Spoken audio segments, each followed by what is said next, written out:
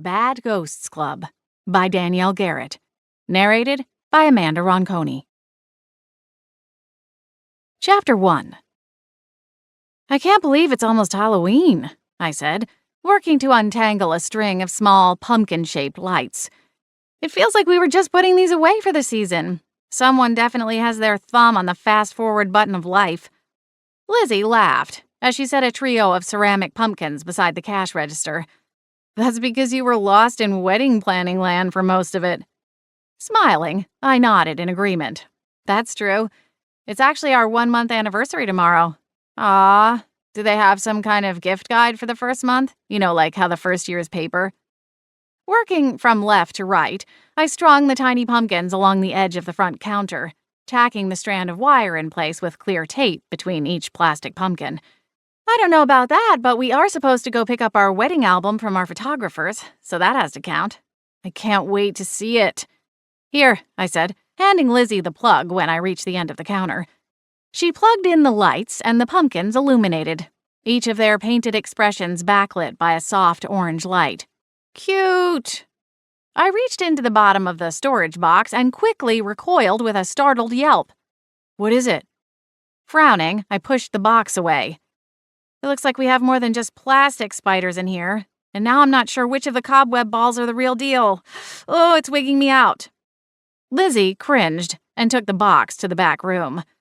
A few seconds later, I heard her bang the box against the large metal trash can we used for flower waste. She reappeared a few moments later, wiping her hands on her apron. I'll hose it out before we repack it. Bless you, I exhaled. She giggled and went back to unpacking the second box of decorations. We added a scarecrow to the front door, a variety of pumpkins to the window display, and lastly hung a thin metal cutout in the shape of a witch astride a broomstick on the wall behind the register. Nice to see you again, Broomhilda, Lizzie said, smiling at the painted witch. We'd bestowed the name upon the decoration the year before, possibly after one too many spiked apple ciders. When the last of the decorations were set out, I took a slow twirl, admiring our handiwork. There were moments when it still caught me off guard that the flower and gift shop was all mine, every detail pulled from my daydreams. My smile faltered a little as I wondered if this would be the last time I got the place ready for Halloween. You okay over there? Lizzie asked. Did we miss a spot? Turning back to face my sole employee, I hitched the corners of my smile back in place. It looks great. I guess I should go upstairs and finish packing. Are you sure you have everything you need?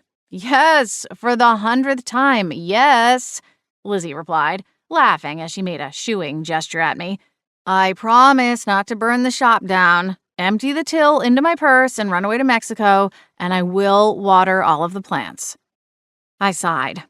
She was smiling and clearly not bothered by my barrage of questions, but I couldn't help but feel a nip of guilt. I'm sorry. You know I trust you with my whole heart, right? 'Cause I do. You're just stressed. Anyone would be, considering what you've got going on. You're the best. I gave her a quick embrace. Over the past couple of years, we'd become friends, in addition to our employer-employee relationship. Lizzie had my back, both at the shop and outside it. Thank you, I said. The bell on the front door twinkled and a trio of middle-aged ladies wandered into the store. With summer in the rearview mirror, it was no longer the peak of tourist season in the small coastal town of Beechwood Harbor, but this weekend there was a wine festival a couple towns over, and our little community was experiencing a slight surge in visitors as people passed through on their way to and from the event. Lizzie greeted the women with a friendly smile, and I placed a hand on her shoulder. I'm going to head upstairs and finish packing. She nodded, then rounded the front counter to go strike up a conversation about the various gift items in the front window display. I took the back stairs up to the small apartment built above the retail space. When I'd originally viewed the property, I'd agreed to lease the apartment, too, thinking it would serve as a temporary crash pad while I built my business. However, a lot had changed since my move to the small coastal town a few years ago. For starters, I'd met and married my husband, Lucas Green. There was some irony in getting a new last name before a new address. In the whirlwind of acclimating to life in a new town, starting my own business, falling in love, and getting married, I hadn't given house hunting more than a cursory glance through the rental listings in the local paper every few months. All of that changed after Lucas and I exchanged our I-do's. We were now knee-deep in the house hunting process, only not in Beechwood Harbor. Lucas's job was in Seattle. He had a plush corporate rental, courtesy of his job with a high-end security firm, but it was more of a crash pad. It wasn't meant to be permanent, and certainly wasn't the kind of place we envisioned spending our newlywed years. We'd started the house hunt prior to the wedding, but nothing had worked out yet. So I spent my time ping-ponging between the big city and the quiet small town. I was beginning to feel like I had a split personality. There was Beechwood Harbor Scarlett, working at Lily Pond and keeping up my personal relationships. Then there was Seattle Scarlett, the newlywed bride trying to soak up every minute with her husband, wishing life came equipped with a pause button. On top of all that, there were the ghosts. Several months back, I'd handed over the reins of the ghost support group I'd formed since arriving in town. My ghost friend and longtime Beechwood resident, Gwen, ran the show these days. I like to stop in and socialize when possible, but beyond that, I'd managed to unentangle myself from most of the ghostly goings-on around town. Granted, my 3 permanent companions came up with more than enough to keep me occupied. Hayward Kensington III was still in the throes of a post-death identity crisis, trying to decide what the future held for him. This exploration rubbed up against Gwen, Hayward's ladylove. Then there was Flapjack. The Himalayan ghost cat had one potent superpower: unending snark. They were exhausting and entertaining and infuriating all at once. In other words, they were family. My family. I found the trio in the living room, sitting on the couch, watching whatever channel I'd left playing before going downstairs to work that morning. "Good afternoon, Lady Scarlet," Hayward greeted, tapping his fingers to the brim of the top hat perched on his head. "Hey, Scarlet," Gwen added. The pair couldn't be more different if they tried. Hayward was an old-world gentleman who died following a performance at the Vienna Opera House. Dressed in white tie, he'd been giving the performance a standing ovation when he tumbled from the balcony seats. Then there was Gwen, a flower child, barely out of her teen years when she died in a tragic stage diving accident at an outdoor concert. Perhaps that was the thread that held them together. Both died in musical events.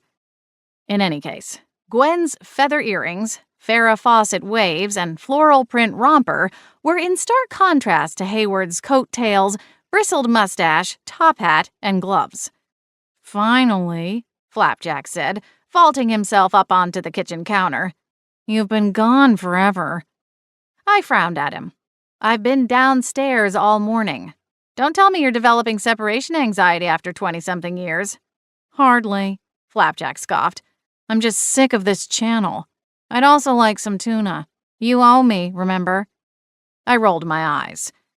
A few days ago, I'd struck a bargain with the feline, trading him access to a can of tuna in exchange for his tamping down the rude comments about Hayward's new hobby, opera singing. In an effort to connect with Gwen and find more common interests, Hayward had taken his ladylove to the theater the last few weekends I'd gone to Seattle. Somewhere along the way, he'd met the ghost of a once famous opera singer and had started taking lessons. It was good for Hayward's soul, not so good for our collective eardrums. "I don't have time for that now," I told the cat. "I have an hour before I need to leave and I haven't finished packing." Flapjack's silver eyes gleamed as he looked at Hayward. "You know, Hayward, there's something I've been meaning to say." "Flapjack?" I growled. The cat flicked his tail toward the drawer where I kept the can opener. His eyes narrowed in challenge. "This is why they tell you not to negotiate with terrorists," I mumbled, stalking into the kitchen. Once the fluffy tyrant had his treat, I crossed through the living room, heading toward the small bathroom. As I was saying, I'm leaving in an hour. Are either of you planning on coming with? I hit the bathroom lights, and Gwen materialized on the counter beside the sink, her mile-long legs swinging back and forth. I clutched at my chest. Jeez, Gwen, you scared me. Sorry. Exhaling, I started plucking items from the counter. I'd purchased duplicates of most things, one set to keep at Lucas's rental and one to keep here, to make packing easier. But there were a few key items I hadn't wanted to buy again. My perfume, flat iron, glasses to wear at night after taking out my contact lenses. Remember, I won't be coming back until Wednesday, I said, dumping the items into a small travel bag I kept under the sink. We're coming, she nodded. Hayward has big plans for us. I laughed. Oh, yeah? Something tells me you're not thrilled about them. Gwen looked away for a moment, worrying at her lower lip. I'm sure it will be a fine time. I just hope it's not another foreign opera. The music is always beautiful, but I sure would like it better if I could understand what they were singing about. I tucked away my smile. Just remember, this journey you two are on isn't supposed to be one-sided. If you go to the opera with him, he needs to hold up his end of the deal and do something you want to do. I know! A spark of a grin pulled at her lips. I'm making him go to the wall of gum. Oh, Gwen, you're not serious. I grimaced. She giggled. Why not? It's something new. Blech. I killed the lights and went down the short hall into the singular bedroom. My suitcase was already opened, lying across the bed. I'd started packing that morning, before going downstairs to open the shop for the day. Having spent more weekends away than at home the past few months, the packing was something I could do on autopilot. Gwen floated in behind me and settled at the foot of the bed. I'll bet you'll be glad when all this traveling is over, huh? She said, glancing at my suitcase. Tucking the toiletries bag beside a stack of light sweaters, I smiled at the part she wasn't saying. Don't worry, there's no danger of that being over anytime soon. I still don't have any buyers lined up to take over the shop. So even when Lucas and I find a place, I'll be back and forth. It's not going to be the same, though. I smiled, trying to tamp down the bittersweet pang in my chest. I know. Gwen fell silent for a few minutes, watching me as I finished packing the last few items and zipped up the suitcase. I guess I'd better go get Hayward. Meet you downstairs? See you there. Driving 3 hours into the city was so routine, I could do most of it on cruise control. In a perfect world, I could listen to an audiobook or one of my favorite playlists. However, in my world, I had 3 bickering ghosts in the back seat and would have gladly traded them in for a trio of toddlers. At least the toddlers would have eventually fallen asleep. Hayward insisted on warming up his vocals, which led to Flapjack completely foregoing our arrangement to lay off the mockery, and Gwen sat in between, trying to play interference as Hayward sang louder and Flapjack started caterwauling. They finally piped down after I threatened to chuck a handful of ghost dust into the back seat. But even then, they threw little barbed remarks at one another for the rest of the drive. When we finally arrived at the high-rise condo building, every last one of my nerves was shot. Lucas met me in the lobby with a cup of coffee and a warm smile. Please tell me there's alcohol in here, I said, taking the cup. Lucas chuckled as he leaned in for a kiss. Guess that answers my first question. He took the handle of the suitcase and rolled it toward the bank of elevators. I'm assuming you've got the full entourage in tow? He glanced past my shoulder, though he couldn't see the ghosts, or hear them. Lucky bastard. A ping sounded, and a pair of silver doors slid open. A well-dressed couple departed, and then Lucas ushered me inside. At least the rain held off for most of the drive, I said, hitching my purse a little higher on my shoulder as I stepped aboard the elevator. Lucas dragged the suitcase in behind him, and the door slid closed. Hayward and Gwen stood opposite Flapjack, the 3 of them scowling. Perhaps we need to come up with a proper schedule, Hayward suggested. Lady Gwen and I could accompany Lady Scarlet into the city every other weekend. Then you, Flapjack, could have her to yourself on the opposite weeks. I rolled my eyes. This isn't a custody agreement. I get the final say, and if the 3 of you can't behave yourselves, then none of you will be invited next time. Lucas cringed. That bad, huh? I sipped the hot mocha. You have no idea. Sorry. The trio sulked all the way up to Lucas's floor. Part of me wanted to send them away, but thought better of it and decided to just ignore them as best I could until they got bored and went off on their own adventures. Lucas rolled my suitcase into the bedroom and helped me unpack. My visit would be a little longer this time, and it felt nice to have my things hanging in the closet and properly laid out on the bathroom counter. We caught up with each other as we made quick work of the unpacking. The ghosts stayed out of sight, adhering to the rule I'd laid down about interrupting Lucas and me when we were alone in the bedroom, for obvious reasons. Sighing, I flopped back on the bed. It was 10 times more comfortable than the bargain basement model I had back in Beechwood Harbor. Are you sure we even have to buy a house? I mean, what's so wrong with this place? Lucas chuckled and stretched out beside me. I already got the name of the mattress and have one on layaway for whenever we move into our new place. I laughed. You know me so well. He scooped me in close, and we let our lips do a little catching up, too. When we managed to get untangled, Lucas sat up and brushed a hand over his short hair. He'd served in the Navy in his 20s and still preferred to keep his hair cut short. If you're up for it, there's actually an open house tonight, he said, twisting around to look back at me. My nose wrinkled. It's almost 5 o'clock. It just went on the market, and the sellers are highly motivated. They're showing it tonight and all day tomorrow, but Yvonne said it's likely to turn into a bidding war, so if we want to crack at it, we should try to make it ASAP. Another bidding war? I groaned, rolling out of bed. I know, but Scar, this place, I'm telling you, it could be a real contender, Lucas said, following me back into the main living area. Is it a house? I asked, ignoring the way the ghosts perked up. 2-story, single family in Georgetown. The yard is a little small, but there is a little deck out back for grilling and entertaining. The kitchen was recently remodeled, and the master bath has a soaking tub, which I know was on your wish list. Oh, a yard, Gwen gushed. Maybe you can get a dog. Flapjack hissed. A bubble of excitement threatened to rise, but I quickly stuffed it back down. We'd been here before. The trail behind us was littered with false starts, rejected offers, failed inspections, and blown deals. Following our honeymoon in Hawaii, we'd returned to the mainland just in time to offer on a gorgeous townhome, only to have the deal fall apart a week and a half later when the seller reconsidered and yanked the property right out from underneath us. We can go see it, but remember our deal. I promise to wear my best poker face, Lucas agreed with a grin. All right, but I'm still not going to get excited until the keys are actually in my hands. Something will work out, Lucas told me.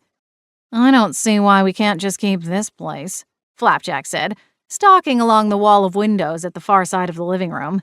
It's big enough. Not if they want to have a baby, Gwen said. Flapjack made a sound that was reminiscent of his hairball hacking days. I laughed. We won't need to worry about that for a while. Lucas glanced back at me, his expression puzzled. Oh, oops, sorry. I waved a hand toward Gwen. Ghosts. Aha. Lucas grinned at me, coming a little closer. You know, we could leave in half an hour and still make it to the open house. We could let traffic die down a little.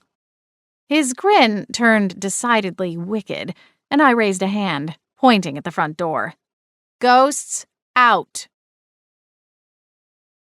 Chapter 2. The house was exactly as Lucas described, a perfect starter home in an established neighborhood. The only problem was that the other half a dozen families, mostly couples, touring the place thought so too.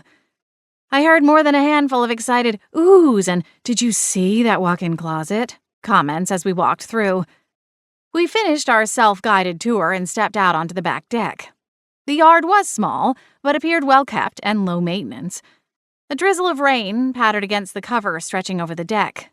I could easily picture curling up on an outdoor love seat with a cozy blanket and a good book, escaping from the world for a little while. So, Lucas began, slipping his hands into the pockets of his jeans. What do you think? Should we put in an offer? I glanced over my shoulder, back through the open French doors. There are a lot of people here. Do you really think we have a chance at getting it? Lucas shrugged. We won't know if we don't try. For the price and the location, I think it's worth risking another letdown. We could actually go a little bit over and still fall within our approved range. I chewed at my lower lip, mulling it over. The hosting agent, a curly-haired woman, poked her head out and asked if we had any questions. Lucas asked a couple of questions about the utilities. I drifted off, distracted as Flapjack slipped through the wall to Lucas's left and took a lap around the deck, his tail swishing. When the three ghosts realized we were going to an open house, they insisted on tagging along. Lucas and the agent finished their conversation and she ducked back into the house, scurrying off to talk to another young couple who were inspecting the kitchen. Well, I said, glancing down, what do you think, Flapjack? Does it get your illustrious stamp of approval? Lucas frowned. Does the cat really get a vote here? Smiling, I cupped a hand in front of my mouth. No, but he gets cranky if we don't at least pretend. Flapjack turned his back on us, his tail swishing faster. I was going to offer some advice, but if that's how you want to play things, you're on your own. What advice? When did you find the time to get your real estate license? What with all the channel surfing and begging, your schedule is pretty booked. Lucas chuckled. Flapjack craned around to look up at me, his silver eyes glowing. I wouldn't get your hopes up. That agent in there isn't playing it straight with you. My smile melted. What do you mean? She's driving up the price, getting people to offer higher and higher. Probably gets herself a bigger piece of the pie that way. Are you serious? I groaned. What? What is it? Lucas asked. The agent is whipping up a bidding war, I replied, keeping my voice soft to avoid attracting the attention of the other couple that wandered out to check the backyard. There's your competition, Scar. Flapjack looked up at the newcomers. They just agreed to $30,000 over asking. I blinked. $30,000? Flapjack twitched the tip of his tail. The couple offered us polite smiles, but didn't say anything as they stepped off the deck onto the small paver steps that wrapped around to the backyard gate. The woman missed a step and nearly tumbled to the ground. Her partner helped her get steady, and then tucked an arm around her waist as they continued on. So sorry to interrupt, but I wanted to make sure you had my card before you left. I twisted around just as the agent extended a glossy business card to Lucas. She caught my eye and smiled. Did you have any other questions for me? It sounds like there are already a few offers on the table, is that right? I asked. The woman clasped her hands together and offered a warm smile. That's correct. We've had a lot of interest in this property. Surely you can see why. But that doesn't mean it's a done deal. The seller is considering all offers. They're expected to make a decision after tomorrow's showings. Lucas draped an arm over my shoulders. I think we'll have to pass. It sounds like it's going to get pushed up past our ceiling. Oh? What were you pre-approved for? Maybe I have something else that might work better. Do you have an agent? It's not the pre-approval that's the problem, Lucas replied. It's more of where we want to land, number-wise. I see. The woman pulled a sympathetic frown. Lucas and I exchanged a quick glance before he cleared his throat. We appreciate the help, Miss... Oh, please call me Fran, she interjected, her smile firmly back in place. Listen, I probably shouldn't be saying this, but between you and me, I think you two have the best chance at this place. With a teensy push, this house could be yours. A teensy push? What does that mean? I asked. Fran smiled down at her hands, her attention fixated on a gold ring. It was bulky in comparison to the other jewelry she wore, more of a class ring than a fashion accessory. The top offer is over asking, it's true, but if you were to go a little further, say $40,000, I could almost guarantee you'd come out the winners. $40,000 over asking? I sputtered. I understand your concern, Fran said, her smile growing wider, displaying pearly teeth. It sounds like a lot, but it would only add a couple hundred to your monthly payment. And a property like this is well worth it. Wouldn't you agree? I tugged on Lucas's arm. I'm sorry, we're not interested. Come on, babe. Fran took a swift sidestep, blocking the doorway back into the house. She tapped a finger on the gold ring, and something in her eyes changed.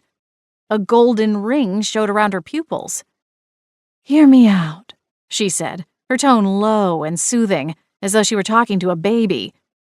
"We can make this work." "No, we can't," I replied forcefully.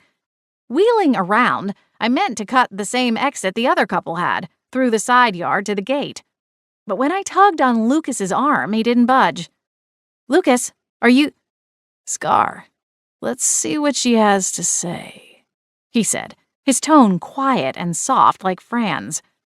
"Should I get the paperwork?" Fran asked. "Yes." Lucas nodded slowly. "That sounds like a good idea." "Lucas!" I yanked harder on his arm. He remained frozen solid. "Flapjack, help." "What do you want me to do?" he asked grumpily. "I don't even have opposable thumbs." "Oh yeah, and then there's that whole 'I'm dead' thing, too." "We don't need any help," Fran told me, her gold eyes sparkling as she shifted her gaze away from Lucas. "Everything is fine." "Scarlett, are you out here?" My heart surged at the friendly voice. "Gwen, help!" Gwen sliced through Fran. The jolt was enough to knock Fran out of her trance-like state. She shuddered as she whipped around, trying to find the source of the sensation. "Scarlett, what is it? What's wrong?" Gwen asked, whirling back and forth, trying to identify the source of the panic. The temporary interruption was enough to throw off the glow of magic in the agent's eyes. Lucas blinked a few times before reaching up to pinch the bridge of his nose. Who are you? What are you?" Fran stammered. I lifted a finger, stopping just short of jabbing it into the woman's chest. "I'm calling the SPA and turning you in, so I hope you get a really good price for this house because it's the last one you'll ever sell." Now, we don't need to escalate things to that level. Come on, we can work something out." Fran gave a nervous laugh and turned to glance over her shoulder, back into the house, where half a dozen other attendees were still milling about. Throwing a false smile, she turned back to me, leaning in close. "I can make this deal happen for you. At asking price. Not a penny above. I'll even have my clients throw in for the closing costs. Please, let's be reasonable here." Lucas still looked like he was fighting off an ice cream headache. "What just happened?" "She was using some kind of magic to trick us. I may not know much about magic, but I know that mind magic is highly illegal." Gwen gasped. "That's horrible." If Fran could see the ghosts, she didn't let on. "I can help you, and I promise not to do it anymore. Scout's honor." "Take the deal, Scar. Who's she really hurting?" Flapjack said. "See if she'll throw in a case of halibut or something too, will ya?" "Flapjack?" Gwen snapped, saving me the trouble of scolding the morally compromised feline. "I'm calling the SPA," I told Fran. "They need to know what's going on here." Fran's expression twisted, her teeth bared as a snarl ripped from her. Suddenly, she lunged for me, her French-tipped acrylics heading straight for my throat. What she hadn't counted on was the fact that I was accompanied by a professionally trained bodyguard/veteran/husband. Lucas had her restrained before I could even suck in a full breath. He yanked her wrists together, spun her to face the wall. "That's enough," he barked. "Now do I have to keep hold of you, or can you keep your hands to yourself?" Fran swore loudly. "Wasn't much of an answer," Lucas replied, but he released her anyway. He kept himself firmly planted between me and Fran, every muscle in his body set on edge, ready to react if needed. The scene had captured the attention of the other open house attendees. Some had their phones out, recording the scuffle, while others held them to their ears, likely calling for help. Fran looked torn between trying to rally the small crowd to her side and just flat out bolting. As soon as the distant sounds of sirens filled the air, she made her choice and sprinted back through the house to the front door. Several of the attendees ran after her, while the others stayed glued in place, gawking at me and Lucas. I supposed from their points of view the whole thing would be hard to understand. "Let's go," I hissed, grabbing once again for Lucas's arm. This time he was willing to follow, and we hurried down the path to the gate and slipped out into the front yard. We'd parked a block down the street. We made a beeline for the SUV before anyone inside the house could catch up with us. I didn't see Fran as we raced away, but I had the home's brochure clutched in one hand. The glossy paper contained a color photo of the woman, along with half a dozen ways to reach her. It wouldn't take the SPA long to track her down. "I have to call this in," I said, scrolling through my phone's contact list before I even bothered to buckle up. "Call it in to who?" Lucas asked. "The Supernatural Protection Agency. Cops for supernatural stuff, basically." I dialed the main switchboard. Aha. Lucas turned over the engine. "Well, buckle up. We don't need to hang around here while you do that, do we?" I shook my head, waiting for someone to answer my call. Good, because I'm starving. We drove back into the city. I made a full report of the events over the phone to a junior agent manning the tip line. They assured me they would look into it right away and would call if they needed any additional information. I ended the call just as Lucas was pulling into a strip mall parking lot. Why did that have to happen on the perfect house? I sighed, slumping into the passenger seat of Lucas's SUV. Why couldn't it have been some crazy over-the-top monstrosity that we'd never even consider? Lucas grumbled his agreement. "Here's hoping the owners get themselves a new agent. Maybe we can try again here in a few weeks. And hey, at least we know emergency response times are pretty good." I exhaled a tired laugh. I'll put that in the pro column. Flapjack poked his head between the front seats. "Ooh, is that a sushi joint?" Lucas couldn't hear the question, but what he said next lined up perfectly as though he had. "I thought we'd pick up some tacos and head back home. There's a game on. Since you're here for a few extra days this time, we can take tonight off and start the search up again tomorrow." Works for me. It was creeping up on 7 o'clock, and I felt beat. I'd gotten an early start that morning to make sure everything was in order for Lizzie. Then I'd stuck around to help her decorate the shop, mostly because it felt like tradition now. That and the drive from the coast to the city, coupled with everything at the open house, made the prospect of a lazy night in pretty irresistible. "Oh, goody," Flapjack drawled. "What is it with humans and their obsession with sports?" "Would you like it better if a laser pointer was involved?" I asked, peeking into the back seat. "You complaining about basketball again?" Lucas asked, smirking. "Naturally."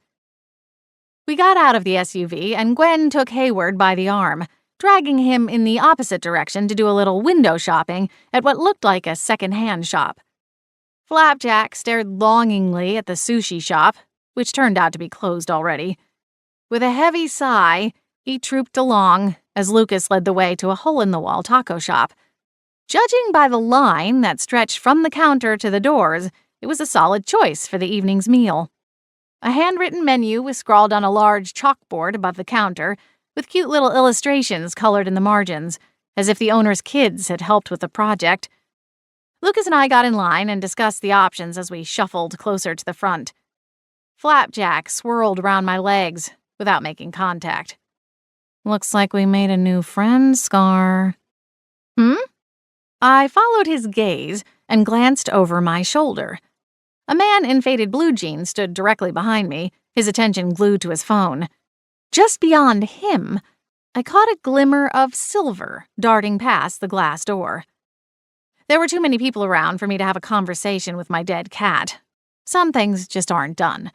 I frowned down at him, hoping he would elaborate. "She's been staring at you for a good 5 minutes, Flapjack said, still looking back toward the door. "Want me to get rid of her?" I smiled at the idea of the fluffy Himalayan acting as some kind of bouncer. In his mind, he likely had razor-sharp teeth and claws and a license to kill. But the reality was, he weighed 9 pounds in life and had more fluff than muscle. In reply, I jerked my chin toward the door. Lucas frowned at me. "What's up?" I shook my head. "Later." Flapjack took the cue and stalked past the guy behind me. He melted through the glass door and disappeared from my view. Lucas shuffled forward as the couple at the head of the line finished placing their order. I tried not to gawk over my shoulder, but my curiosity was piqued. Was the ghost really following after me? It certainly wouldn't be the first time. I sometimes wondered if I had some kind of ghostly neon sign hanging above my head, flashing, "Hey, come talk to me!" The guy with the phone glanced up, his brows furrowed. "Can I help you?" "Oh, sorry. I just thought I saw someone I knew in the parking lot." I flashed an awkward smile and turned about face, my cheeks warm. Lucas chuckled under his breath. We placed our order and then sat at a table to wait.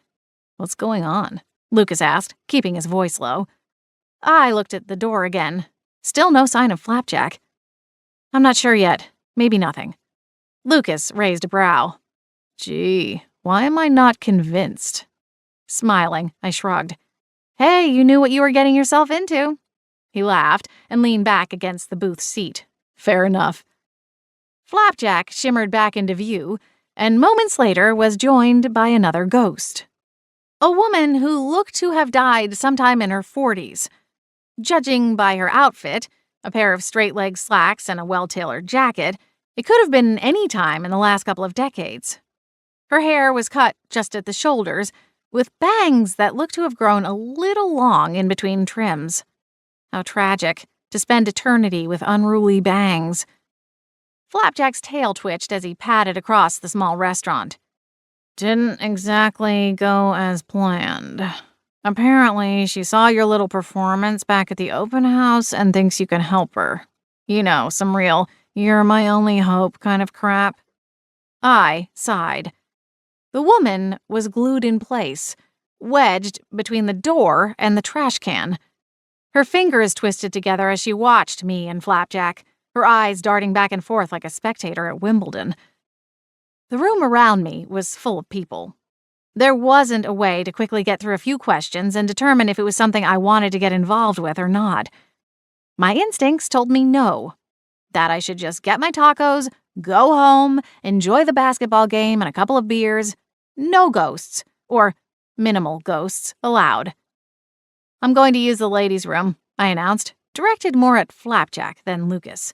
The cat nodded and tracked back to the anxious woman.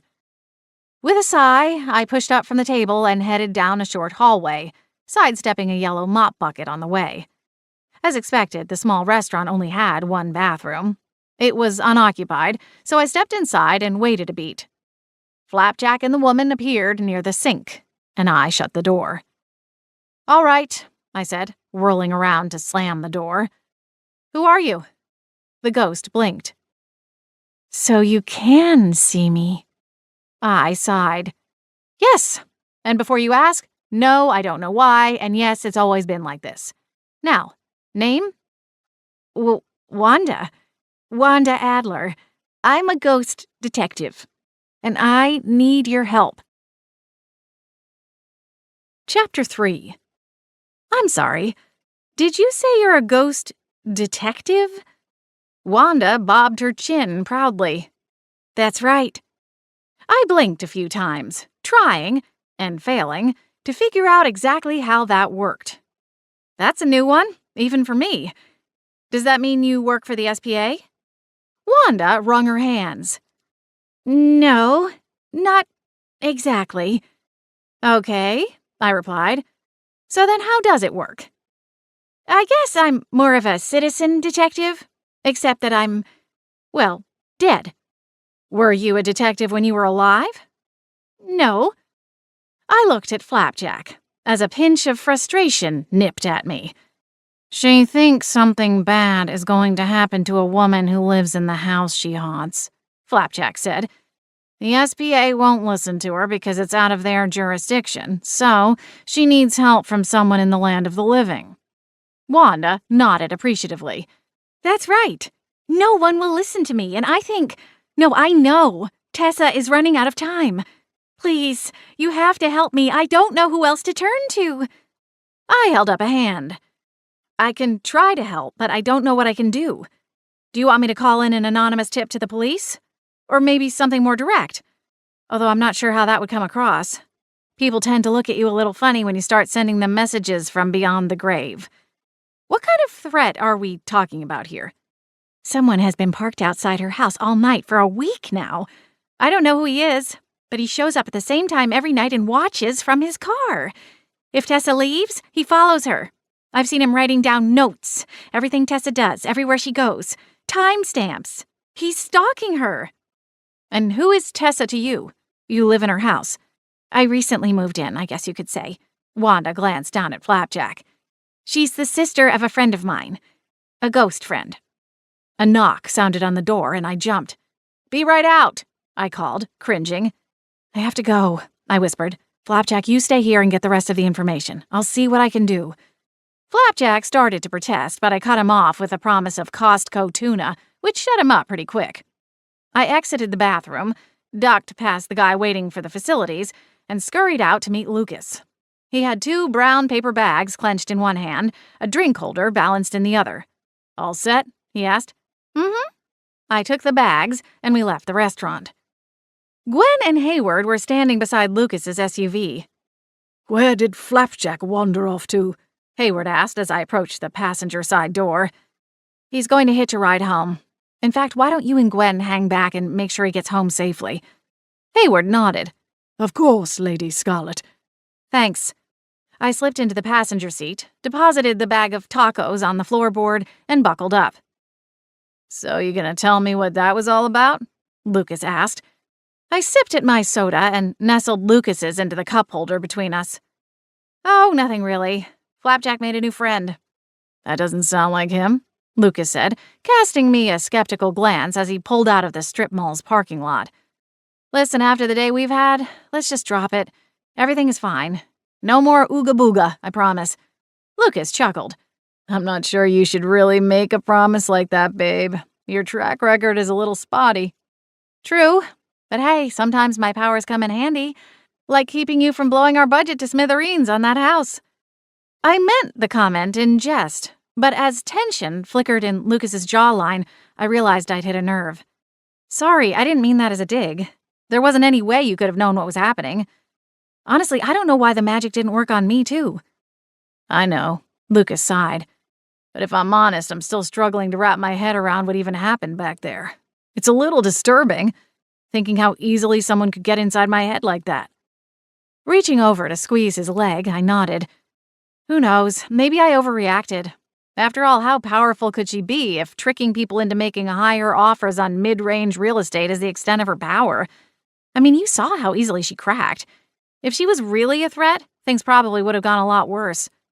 Lucas barked out a hollow laugh. Is that supposed to make me feel better? Pep talks had never really been my strong suit. I sighed. All I'm saying is that her magic probably wouldn't have held for long. It wasn't that strong. She could see that we liked the house, so tricking us into upping the offer couldn't have taken much persuasion.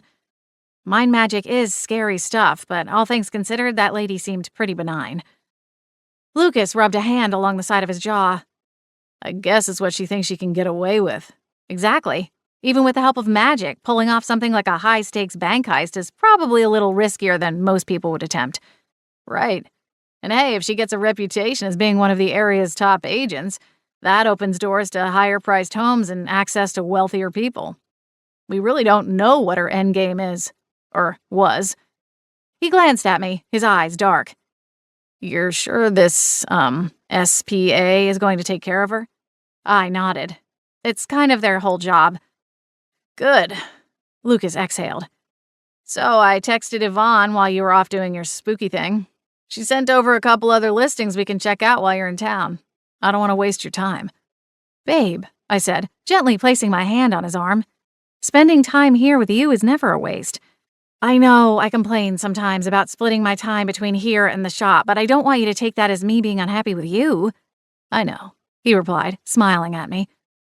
We got back to the condo and settled in for the evening, all talk of magic and ghosts abandoned. But when we reached the second quarter of the basketball game with no sign of Flapjack, I started wondering if it had been a mistake to leave him at the taco shop.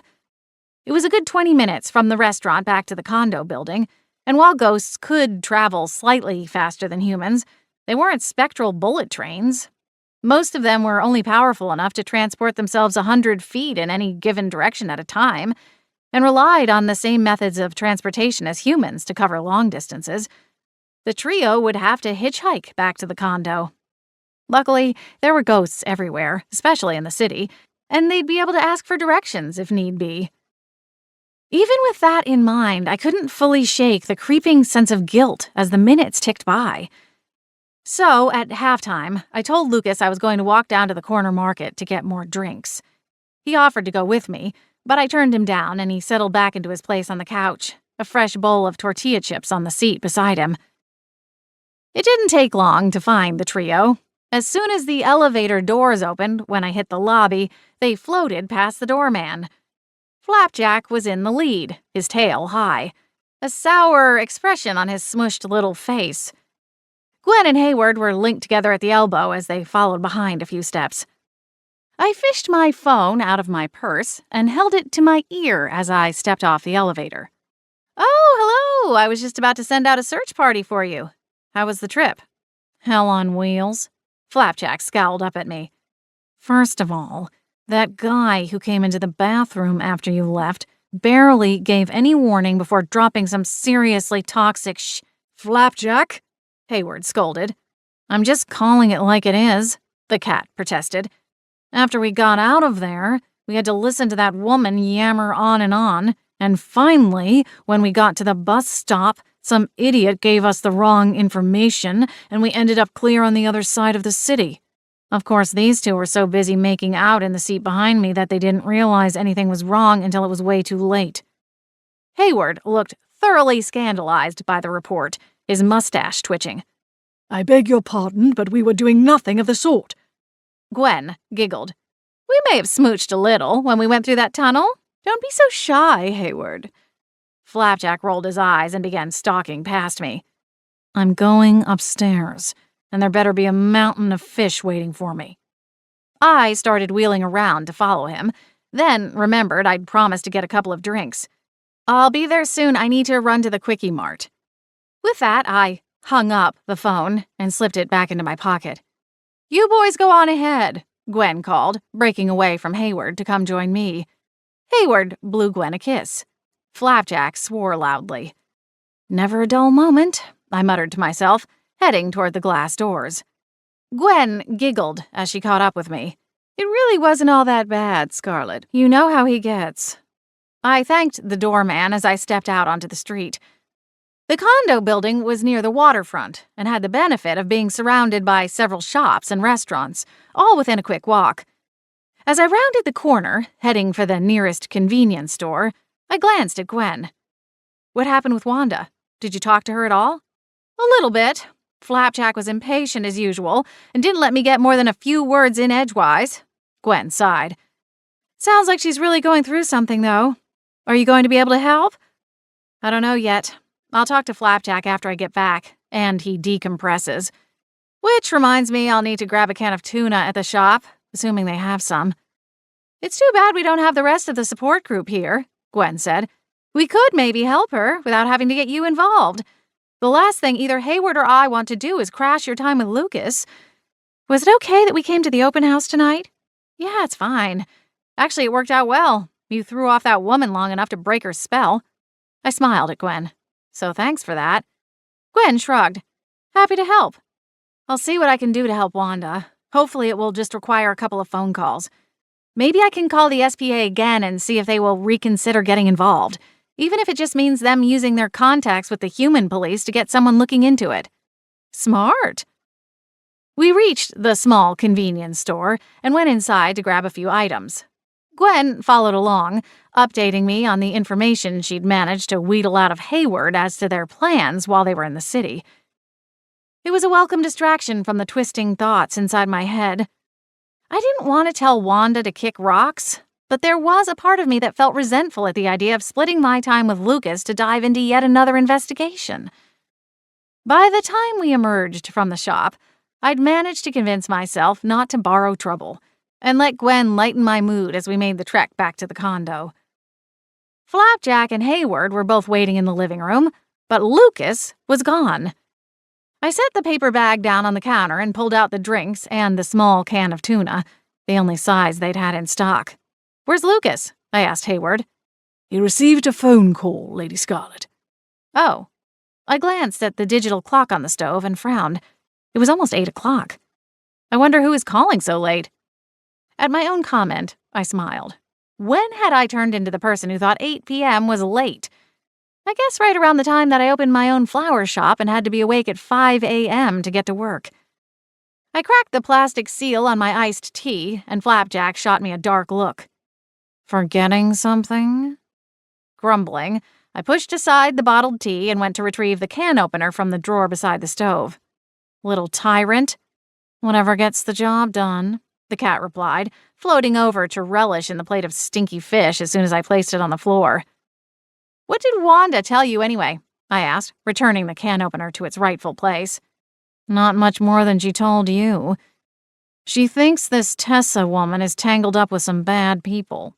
Something about a gambling den, a guy on a motorcycle, and a sketchy bar. Great. Sounds like my kind of party, I sighed. What does she want me to do? She's going to come here the next time she sees the car outside Tessa's place, and she wants you to send the cops, Flapjack replied, before taking a swan dive through the tuna. Something about the smell still appealed to him, even as a ghost. He couldn't consume the fish, but still relished the scent and begged for fish harder than he had in life. I tended to be something of a softy on the matter, even though I hated the stench of it in the house. Sounds easy enough, I guess, although I'm not sure they'll be able to do much. It isn't technically illegal to park outside someone's house at night. I mean, unless she's got a restraining order or something. I already tried to tell her that, Flapjack said, rolling onto his back. The whole scene looked strange, seeing the plate of tuna showing through the cat's silvery, semi-transparent form. Lucas came into the room, his expression tense. Oh, you're back. I didn't hear the door. I handed him the beer I'd picked up for him. Luckily, in Seattle, even the small quickie marts stocked quality craft beers from local microbreweries. Everything okay? Yeah, just a work thing. He cracked the top off with the opener he'd left on the coffee table and settled back into his place on the couch. Looks like you're just in time for the third quarter. Hip, hip, hooray, Flapjack drawled. Oh, hush up and enjoy your fish, I hissed at the cat, before giving Lucas an apologetic smile. Oops, I promised no more ooga booga. Lucas chuckled. The random plate of fish on the floor kind of tipped me off we weren't alone. Right, I cringed. Sorry, I'll clean all that up in 10 minutes. Flapjack started to protest, but I pinched my finger and thumb together and ran them along my lips, silently telling the cat to zip it. Lucas drank deeply from his beer. Sigh. Just another night in ghosty paradise. Chapter 4. Who moved my tuna?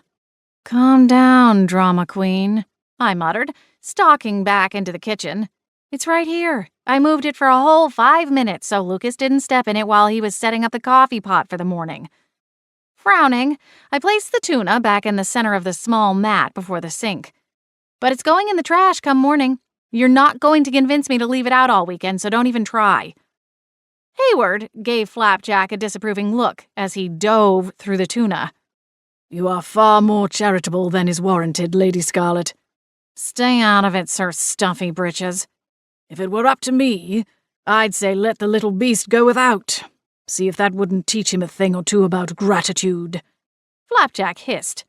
Is your cravat on too tight again? I said mind your own business. Flapjack? I said, my voice a low warning. Hayward spun away from us, heading for the front door. Come along, my dear. I could use an evening walk. Gwen flashed an apologetic look, then scurried after Hayward. What was that all about? I demanded of the cat, once they'd gone. You've been nastier to Hayward than usual, which is really saying something. Flapjack wallowed in the fish, rolling on his back, this way and that, ignoring my question. Rolling my eyes, I tossed my hands into the air. Fine. But if I didn't know any better, I would say maybe you're a tiny bit sad that he's busy now. At that, Flapjack scoffed. Right, that's definitely it. Good work, Scar. I drew in a slow inhale through my nose, regathering my patience. It's okay to miss him, you know. You two have been friends for a long time now. Always there to keep each other company when I'm not around. Friends? Huh. I've never called Senor Stuffy Pants my friend. I crossed my arms. Maybe not directly, but you have to admit you've spent more time with him than just about anyone else these past few years. And now he's moving on, finding new friends, new hobbies, and maybe, just maybe, you feel a little bit left behind. Flapjack rolled to his front and peered up at me, his huge silver eyes unblinking. Scar, let's save the head shrinking for another time, all right? Lucas came back into the room before I could reply to the cat. His brow was creased as he read something on his phone. It was close to 11.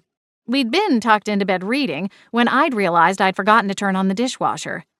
What's up? I asked as he crossed through the living room, heading toward his laptop computer. Uh-oh. Babe?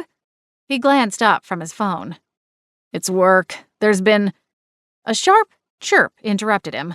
With a growl, he came to a halt. I have to take this. At this hour? Nodding, he grabbed his laptop, then went back down the hall toward the bedroom. I heard him answer the call with a curt, hello, right before the door closed and muffled his voice. What was that all about? I wondered aloud, hitting the button on the dishwasher. Want me to go find out? Flapjack asked, a note of mischief infused into the question. Do I want you to spy on my husband for me? I shot the cat a look. No. Although, if I was honest, a tiny inkling of curiosity did tap dance up my spine, tempting me to take him up on the offer to run a little reconnaissance. But no, it was a slippery slope. Lucas trusted me, and I trusted him. In order to keep that intact, we needed to respect each other. If Lucas thought I needed to know what was going on, he would tell me. As I tussled with the thought, a shimmer caught the corner of my eye, and I turned just as a figure materialized on the small balcony to the right of the large bank of windows. I blinked a few times, not fully believing what I was seeing. Wanda? The ghost rushed forward, only to hit the glass window and rebound like a disoriented pigeon.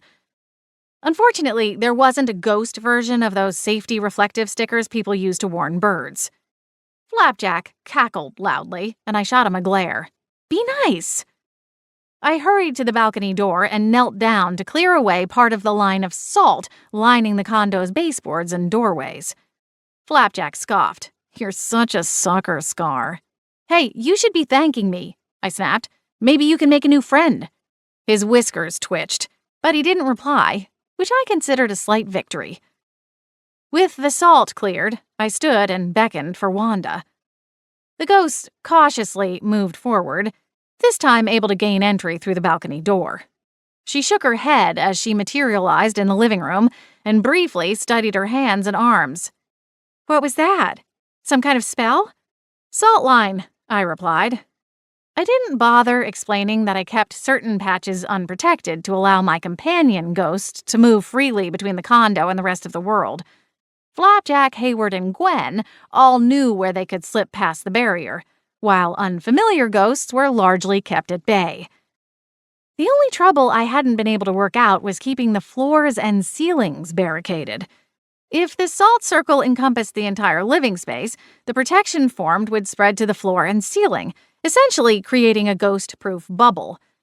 So far, I hadn't been forced to play spectral whack-a-mole with ghosts trying to enter from the unit above or below, and was content to leave things loosely guarded. How did you know to find me here? I asked. Wanda heaved a sigh. I told you, I'm a detective. Nice try, Flapjack said. I gave you the address so you could tell us when to call the cops. Oh, right. I scrubbed a hand down my face. Fatigue was setting in rapidly. Did something happen? Should I call? I still say there isn't anything they can do, Flapjack interjected. Like I said, her army Ken of a husband works for a security firm. He could set your friend up with some kind of high-tech system, and then you could go back to whatever it is you like to do in your spare time. Let me guess. Long walks through the antique book collection at the library? My foot jerked, itching to drop-kick the obnoxious little furball into next week. Ignore him, I said. I'd say he's not normally like this, but he is. I considered the ghost before me. She didn't look dangerous, but if there was anything I'd learned in all of my years living life with one foot in the spirit world, it was that appearances were often deceiving. In fact, Some of the most ferocious spirits I'd encountered were petite, nerdy, or otherwise unassuming. I'm sure my husband Lucas could recommend a good home security system, although it might weird your friend out to have a random guy show up on her porch with a bunch of cameras and a referral from a dead person. Wanda shook her head. I'm afraid it's too late for security systems or restraining orders anyway. What do you mean? Tessa was kidnapped tonight, taken right off the street. Wanda shuddered. I saw the whole thing. Some guy in a hoodie and a mask pulled her into a van and drove away. I tried to follow, but they were going too fast and I couldn't keep up. So I came here instead. Oh my gosh, Wanda, I'm so sorry. I was frozen for a moment as the shock rippled through me, but then sprang into action, patting my pockets to find my cell phone. I'll call 911. I'll report it. What was the street? Did you get the license plate number? Was anyone else around? Pump the brakes, Scar, Flapjack said. Wanda's expression had gone vacant. Oops. Sorry. Why don't you start at the beginning? I opened a new note file on my phone, preparing to type out every detail Wanda shared.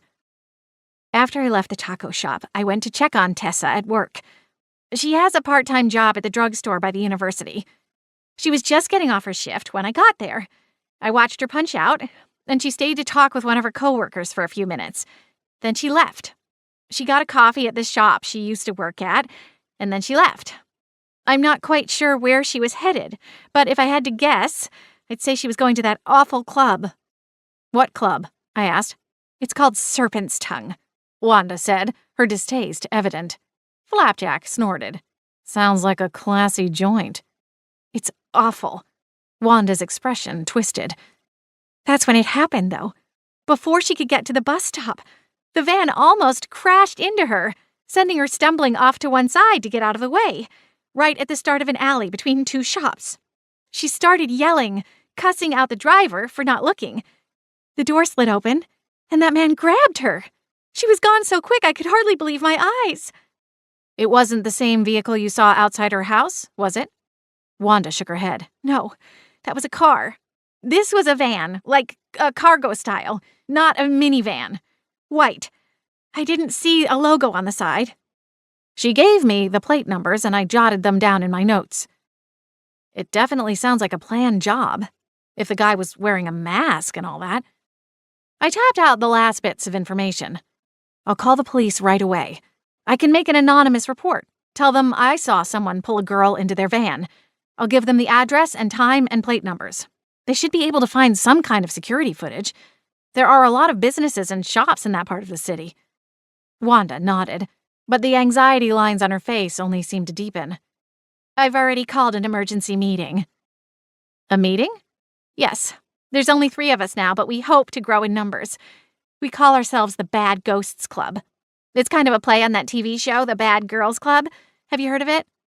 Flapjack snickered under his breath. Luckily, to an untrained ear, it sounded like he'd been struck by the mother of all hairballs, leaving Wanda looking concerned rather than offended. Why don't you go do that outside? I told the cat, poking him with the toe of my slipper. We're not really bad, Wanda hurried to add. It's not the best name. When I started it, I envisioned a lot more, partying, but, well, the party ghosts haven't really seemed to turn up. Were you really into parties when you were alive? I asked, struggling to hold back my severe skepticism. You couldn't judge a book by its cover, but unless Wanda had died at a Halloween party dressed up as a mid-40s soccer mom, it was hard to imagine she'd been much of a chandelier swinger. No, she admitted, but I always wanted to know what it would be like. I guess I was just never brave enough to try. The bravest thing I ever did was go whitewater rafting at my company's summer retreat. It also happens to have been the last thing I did. I fell out of the raft and hit my chin on a rock. Somehow, in the shock of the cold water and the hit to the noggin, I managed to inhale some water, and the rest of the people in the boat didn't reach me in time to revive me. My chest tightened at her description. It never got easier to hear a ghost's death story. I'd heard dozens, probably close to 100, and each one managed to hit me like a cannonball to the gut. How awful, Wanda. I'm so sorry that happened to you. Wanda shrugged. It was 5 years ago. I've moved on, for the most part. The only thing I hate is how helpless I am as a ghost. I mean, tonight I was right there. I was close enough that I could have reached out and snatched that girl back if I had any way to use my arms. She stared in disgust at her useless limbs, then threw them back to her sides. Her eyes squeezed tight, and I knew she must be reliving it all again and again inside her mind. We're going to figure this out, Wanda. I promise I will do everything in my power to help bring Tessa back home safely. Somewhere over my shoulder, I heard Flapjack faintly sing the lyrics to Another One Bites the Dust. Chapter 5. The other members of the so-called Bad Ghosts Club arrived shortly after Wanda's recounting of her death story. 2 figures appeared on the balcony, both female. I ushered them toward the balcony door, and they tentatively crossed the threshold into the condo to join their founding member in the living room. Oh, good. They're multiplying. Flapjack quipped from his perch along the back of the couch. What a beautiful cat, the elderly woman to Wanda's right said, grinning at Flapjack. And he talks. Endlessly, I replied, giving Flapjack a forced smile. Wanda cleared her throat. I suppose I should make formal introductions. Scarlett, this is Nora Clark. She ran a popular knitting shop here in Seattle, and even appeared on TV a few times after her campaign to knit sweaters for shelter pets went viral. I just love animals, Nora said, eyeing Flapjack with a dreamy smile. I suppressed the urge to giggle. Trust me, you don't want that one. He's mouthy and rude and doesn't believe in personal space. Nora laughed. Aw, he's just a big old putty-tat. Flapjack blinked. What did she just call me? The giggles I'd been holding back bubbled forth. It's from a cartoon. Don't you remember Tweety Bird? Nora moved a little closer. Can I pet him? I opened my mouth to respond, but Flapjack beat me to it, offering a low growl. Flapjack, I scolded. Behave yourself. Oh. Nora shuffled back a step, her expression crestfallen. I'll bet he feels just like silk.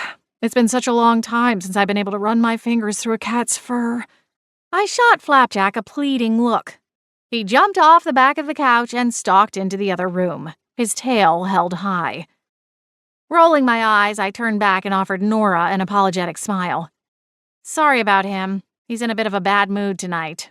And, well, just about every other night. Wanda gestured at the third ghost. This is Lydia. She's Tessa's twin sister. I swallowed hard. Tessa, as in? Wanda nodded. Now do you see why this is so important? I didn't realize Tessa was so young. Did you?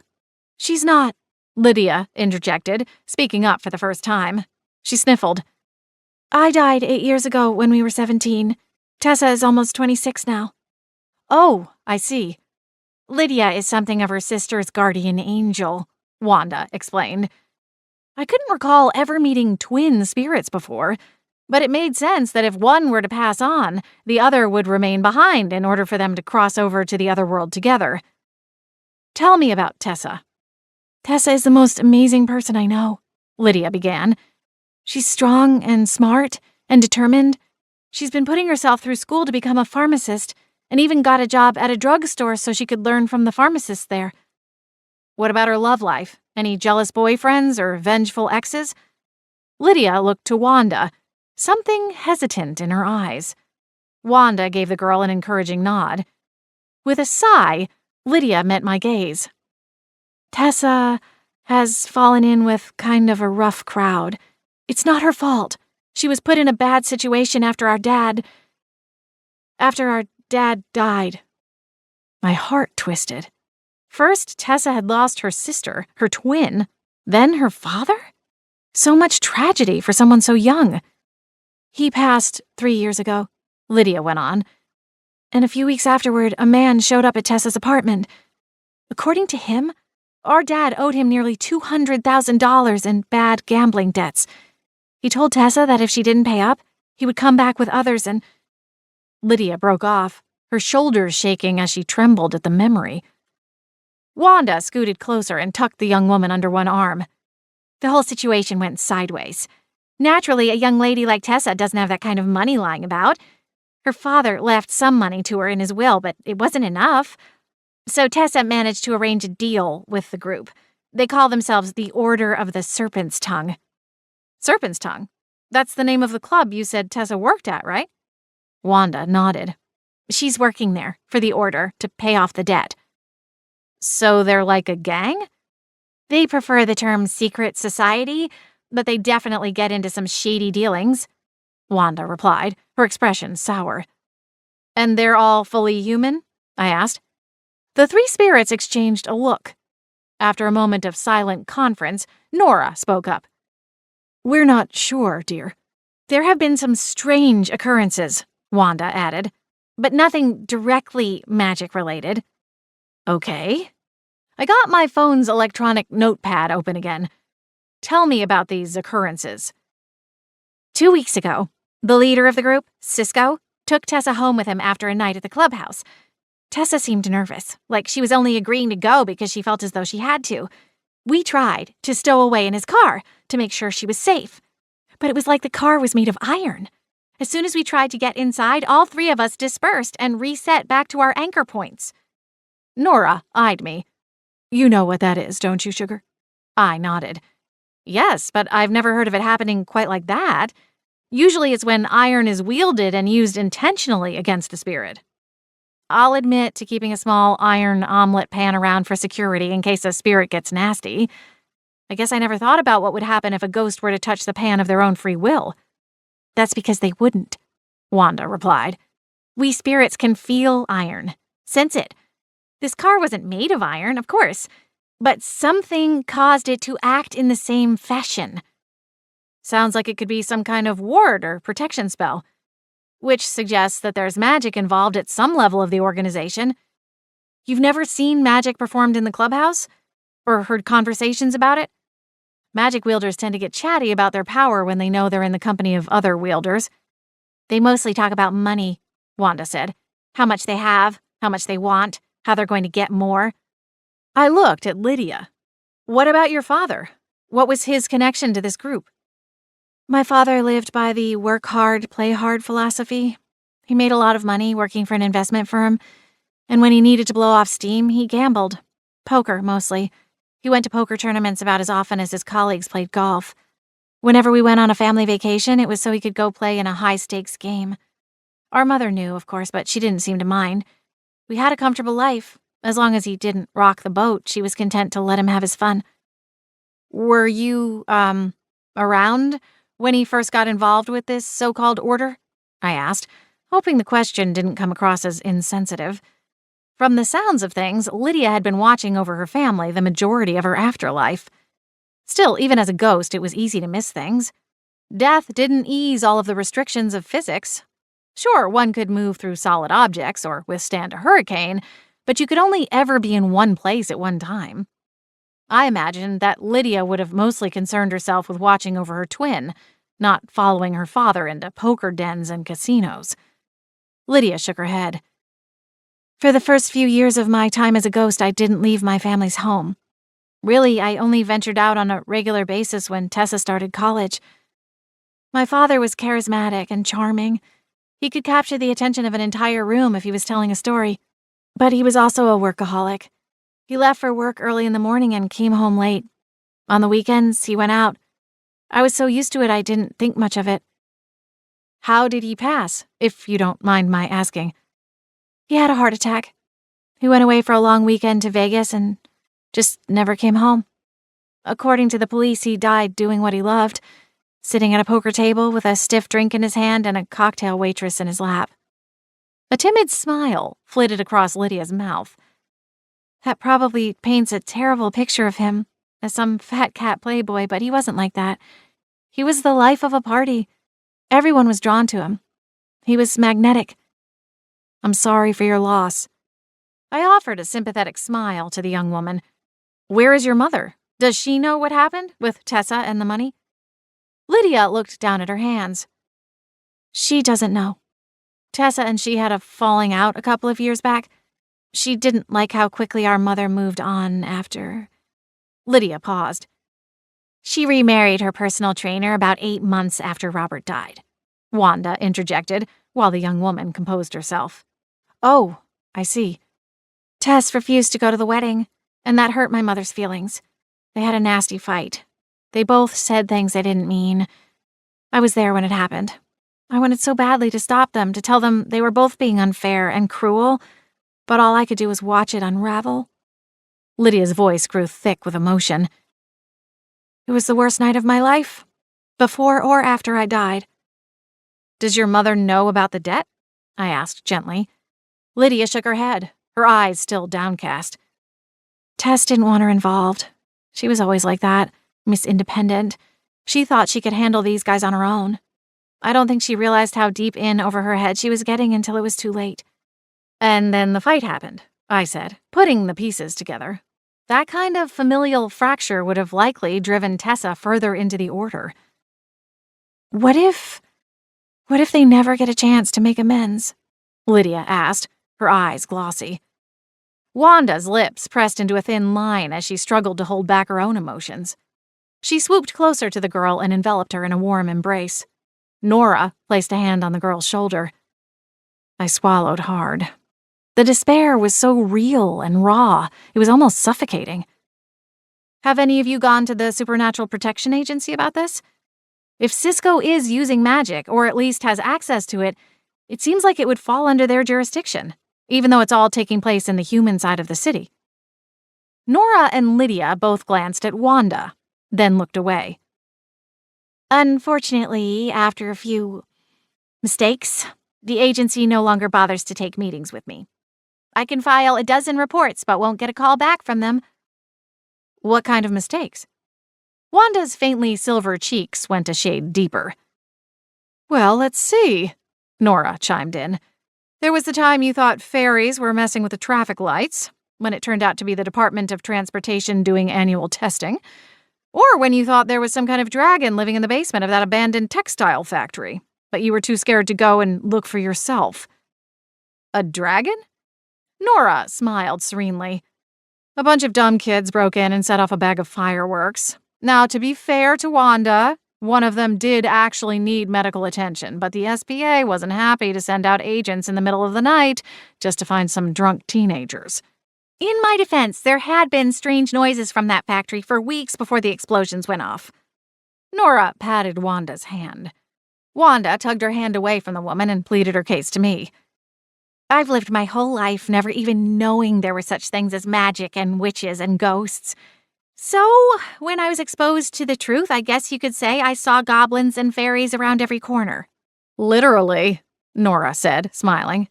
What if you went, Lydia? Surely they would listen to you. You're the victim's sister. I'll try, but without knowing for sure that any of this has to do with the supernatural, I'm not sure they'll care. My heart sank, knowing she was probably right. With the rogue real estate agent, there was clear proof that magic was involved. Tessa's case would be harder to link back to the magic world, and without that link, the SPA might be cautious to get involved. I'll call the SPA myself, along with the human police. In the meantime, maybe go to this club and see if there's any sign of her. Someone has to know something. We all agreed to meet again the following evening, and the three ghosts departed into the night. Chapter 6. Gwen and Hayward arrived back at the condo a few minutes after the women left. Hayward seemed more relaxed following the late-night jaunt, or maybe he was relieved that Flapjack had put himself to bed. Lucas was still in the bedroom talking on the phone. The bags under my eyes were starting to accrue their own carry-on luggage, but I didn't want to interrupt his work. So instead, I finished tidying up the kitchen and caught Gwen and Hayward up on the conversation with Wanda, Lydia, and Nora. Phew, that sounds just like being back home with the support group, Gwen said, smiling at me from across the kitchen island. Don't you think? Maybe you could head up this little group of theirs and build it up like the one in Beechwood Harbor. You know, if you want to. Maybe. That reminds me, I forgot to tell you what happened at last week's meeting. Do you remember June? She came in for the first time a few months ago. You might not remember her. You were really busy with wedding stuff at the time. Well, anyway, My thoughts drifted as Gwen spiraled off into a story about the woman and the chihuahua who lived in the house she was haunting. I didn't want to admit it to Gwen, but I couldn't deny the sense of dread that accompanied the idea of starting a new ghost support group in Seattle. While I appreciated my time with the regulars back in Beechwood Harbor, I wasn't in a hurry to replicate the experiment anytime soon. I wasn't entirely sure what I planned to do once I started my new life in the city, but I knew what I didn't want to do after the move. In all likelihood, I had plenty of time to figure it out. My efforts to find a buyer for Lily Pond were at a standstill. Still, eventually I would have to make a decision and find a new path for myself. Once the shop sold, I'd be out of a job. The sale of the shop would put a little extra cash into my pocket, and I'd no longer have to worry about paying the lease or the other business expenses. It would free up both my time and my often worry-addled mind. I just worried that in their place, a vacuum would form, and if I wasn't careful, it would be all too easy to slip deep into my work with ghosts, which by itself wasn't a bad thing. But the problem with ghosts and spirit matters was they were unending, like the gushing of a mighty waterfall. There would always be ghosts, and with ghosts came problems. No sooner did I get one spirit situation under control than 10 others swooped in to take their place. It would always be that way, even if I worked to corral things back into something resembling routine and order, as I had in Beechwood Harbor. It had taken some work and discipline, but I'd managed it. Then again, Beechwood was a tiny little town, and while I'd found my share of trouble, it wouldn't even begin to compare with what awaited me in a big city like Seattle. Gwen's voice filtered through my chaotic, twisting thoughts. "Scarlett, are you all right?" I blinked, realizing that I'd mashed the paper towel I'd used to wipe the front of the microwave into a tightly wadded ball. With a nervous smile, I tossed it into the trash and refocused my attention.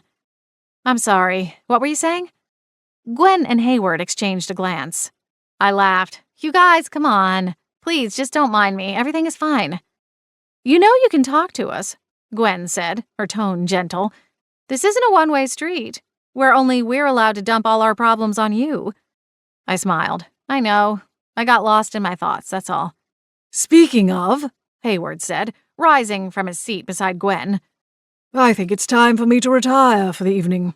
Lady Gwen, thank you again for accompanying me tonight. It was quite a nice stroll." "You don't have to be so formal," Gwen replied with a little giggle. She planted a kiss on his cheek and he shuffled out of the room. No sooner had he gone than Flapjack came back in. "Is it safe out here?" he asked, poking his head in through the wall. I rolled my eyes. "Yes, Flapjack, the super scary septuagenarian is gone now." Gwen hid a snicker behind her hands. Flapjack wandered into the living room, the tip of his tail twitching as he strolled past the bank of windows. Ignoring him, I returned my attention to Gwen. "I'm glad you and Hayward had a nice time tonight." Gwen's smile faded, and she intertwined her fingers together on the countertop before her. "Actually, I was hoping you could speak to Hayward for me." "Oh? About what?" I glanced at Flapjack.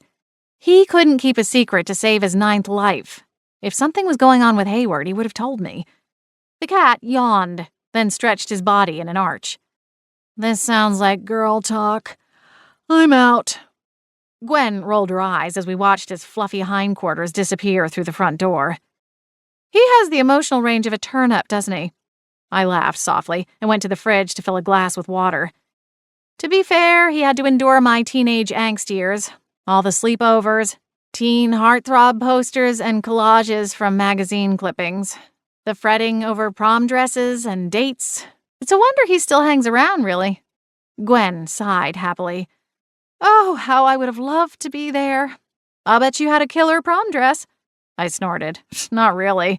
My mom hated the one I picked out, so she went out and bought me this royal purple dress made from some kind of silky, shiny fabric. It didn't photograph well at all. I'm pretty sure I've burned most of the evidence of that night." Gwen gasped, as though I'd just confessed to going streaking in my spare time. Of course, the fact that my so-called date wound up ditching me for a shot at the prom queen once she got tipsy off the spiked punch, that might have had something to do with the mini bonfire. "I hope you kicked him in the shin," Gwen exclaimed. "Or worse." I laughed. If Flapjack had been alive, he probably would have tried to claw his face off. For all his complaining, he's more of a softie than most people realize. Gwen smiled. Anyway, I said, taking the glass of water back to the living room. What's going on with you and Hayward? I thought things were going well with all the new activities. Oh, it is. But he said something tonight while we were out on our walk, and it's got me worried. Gwen floated closer and settled onto the coffee table, crisscrossing her legs underneath her. I think he's having second thoughts about staying in Beechwood Harbor with me after you move here full-time. Oh? He's enjoying being in the city with its museums and operas and theaters. Beechwood Harbor can't really compete on that level. The annual community center production isn't quite on par with the Paramount, huh? Gwen's lips curved into a rueful smile. I guess it depends on what you're looking for. Personally, I like the Beechwood players, especially when they forget their lines midway and the whole thing devolves into bickering. I snorted. They do put on a pretty good nativity scene, though. Gwen laughed softly. Remember 2 years ago when the baby Jesus spit up all over the guy in the sheep costume? It was a not-so-silent night, if I remember correctly. That Williamson's kid had a set of pipes on him. We giggled at the memory. But when Gwen's laughter faded, the spark went out in her eyes. I know Hayward and I come from different times, different worlds. And maybe I was just blind, but for a long time it seemed like it worked. You know, against all odds, we had something special.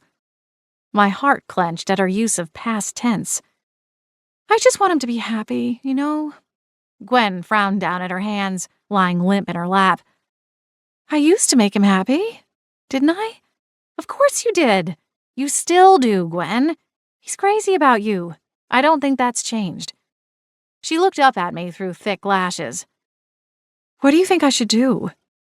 I think he needs a little time, I replied, my voice soft. I know he's dead, but this whole thing almost feels like a midlife crisis. A mid-afterlife crisis? Maybe that's a thing. Gwen smiled and wiped at her eyes. Goodness, look at me, falling to pieces. And after what those other women are going through, she tossed her head. I shouldn't be complaining about my circumstances. You can't do that, Gwen. Don't downplay your feelings or try to stack them up against someone else's to see if they're valid or not. They are. You have every right to feel scared and uncertain and sad. There's a lot going on, a lot of changes, and that's hard on just about anyone. Thanks, Scarlett. I appreciate that, she sniffled. Anyway, I was hoping you could talk to him and see if you could figure out what's going on. He confides in you. What did he say when you brought up your concerns? Gwen looked down at her hands again. I frowned. You have asked him, haven't you? I haven't found the right time, she replied, peeking up at me. Gwen, I know. It's just we've been going out every night and he's been in such a good mood. I haven't wanted to bring the mood down, you know? I smiled at her. Tell you what, I'll agree to do a little digging, but you have to promise me that you'll sit down with him and really hash this out. It's not something that needs an immediate yes or no. Lucas and I aren't any closer to buying a house than we were 6 weeks ago. And even when we do, it's not like Hayward has to decide right away. I'll be traveling back and forth for the foreseeable future, and he can always hop a ride, to or from the harbor. But I hate to see you so twisted up. I really think the sooner the better, for both of you. You're right, Scarlett. Thank you. Rising from her perch on the coffee table, she nodded. I guess I'll go do that now. Good. You know I'm always here for you. I do. Thanks, Scarlett. Try and get some rest. What time is the open house? Lucas asked, checking his watch as he came into the living room. He was dressed for work, slacks, a button-up shirt, and a tie. It was a far cry from the black cargo pants and t-shirt he'd worn as the head of security for the reality TV show he'd worked on when we met. Personally, I liked him a little scruffy, but I was getting more on board with the clean-cut version every day. I still can't believe they called you in on your day off, I grumbled, reaching up to adjust his tie as he got closer. I mean, really, what's the point of having you put in a formal time off request if they can just yank it away at the last minute? They know we're trying to go look at houses. Lucas frowned and took over fixing his tie. It's complicated, but it should only be a half day. As a result of his late-night phone call, he was now going into the office. He sometimes worked on the weekends, but had requested this particular one off so we could focus on the house hunt and get in some much-needed quality time. But there was no point complaining about it. He couldn't refuse the order to go in. The open house starts at 3, I told him, going to the kitchen to fill his travel mug with fresh coffee. Do you want me to pick you up on the way, or should we take separate cars? Lucas considered it for a moment. Let's play it by ear. I'll call when I'm wrapping things up and we'll go from there. Works for me. I handed off the coffee cup, and he dropped a quick kiss to my lips before turning to grab his lunch bag off the opposite counter. What are you going to do today? It's supposed to be cold, but it doesn't look like rain if you wanted to go check out the waterfront.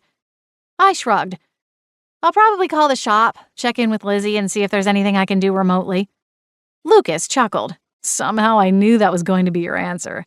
You know Lizzie has things under control. Why not just enjoy the peace and quiet? I laughed. What's peace and quiet? Your TV has 300 channels.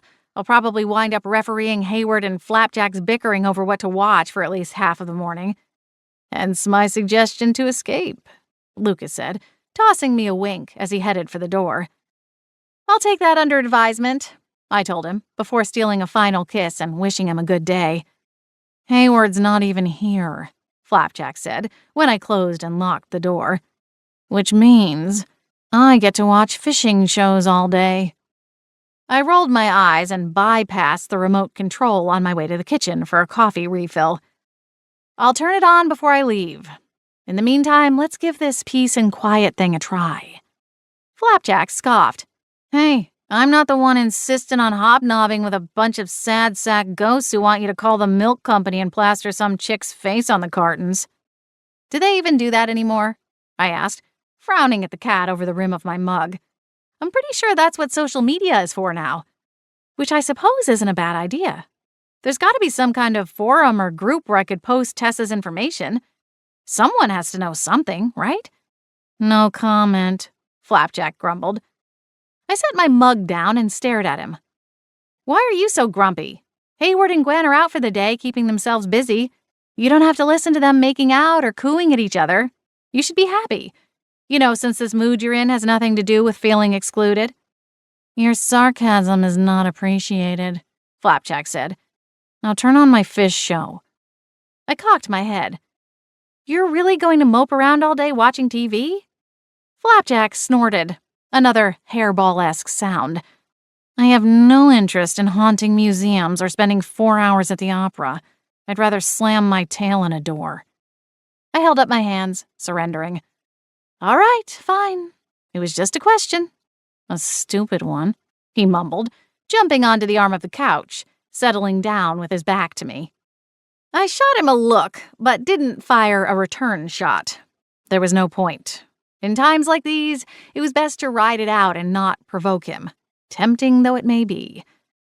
With an exhale, I reached over and snagged the remote control. What channel? Flapjack twisted around and looked at me. What are you going to do? I don't know. Maybe I'll take Lucas's suggestion and go down to the waterfront. I need to learn my way around. Maybe find a little cafe for some lunch. Flapjack narrowed his eyes. Uh-huh. Likely story. I sighed. What else is there to do? Is this you hinting about going to the fish market? Because we could do that. We both know you're going to snoop around in this business with the missing girl. Scooping my mug back up from the coffee table, I leaned back against the thin cushion. I honestly wouldn't know where to start with this one. I barely know my way to the grocery store and back again. It's not like Beechwood Harbor, where everything is contained and I could ask around to see if anyone knows anything. I called the SPA and the Seattle PD. They're looking into it. And that's exactly what I'll tell the others when they come by later tonight. You could see what the security cameras picked up. Maybe there's something the detectives missed. A clue of some kind. I frowned at the cat. Wait, you want me to go Sherlock on this one? Flapjack rolled his shoulder in a feline version of a shrug. It's probably more interesting than sitting around here watching fishing shows. I laughed. Well, yeah, but then that's a pretty low bar. For some, Flapjack countered.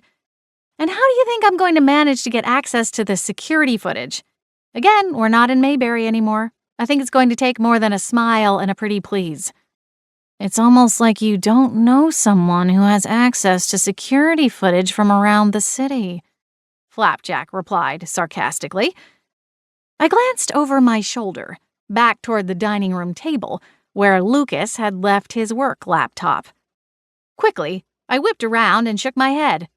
No, it wouldn't be right. And besides, I don't know any of his passwords. Flapjack flashed his teeth.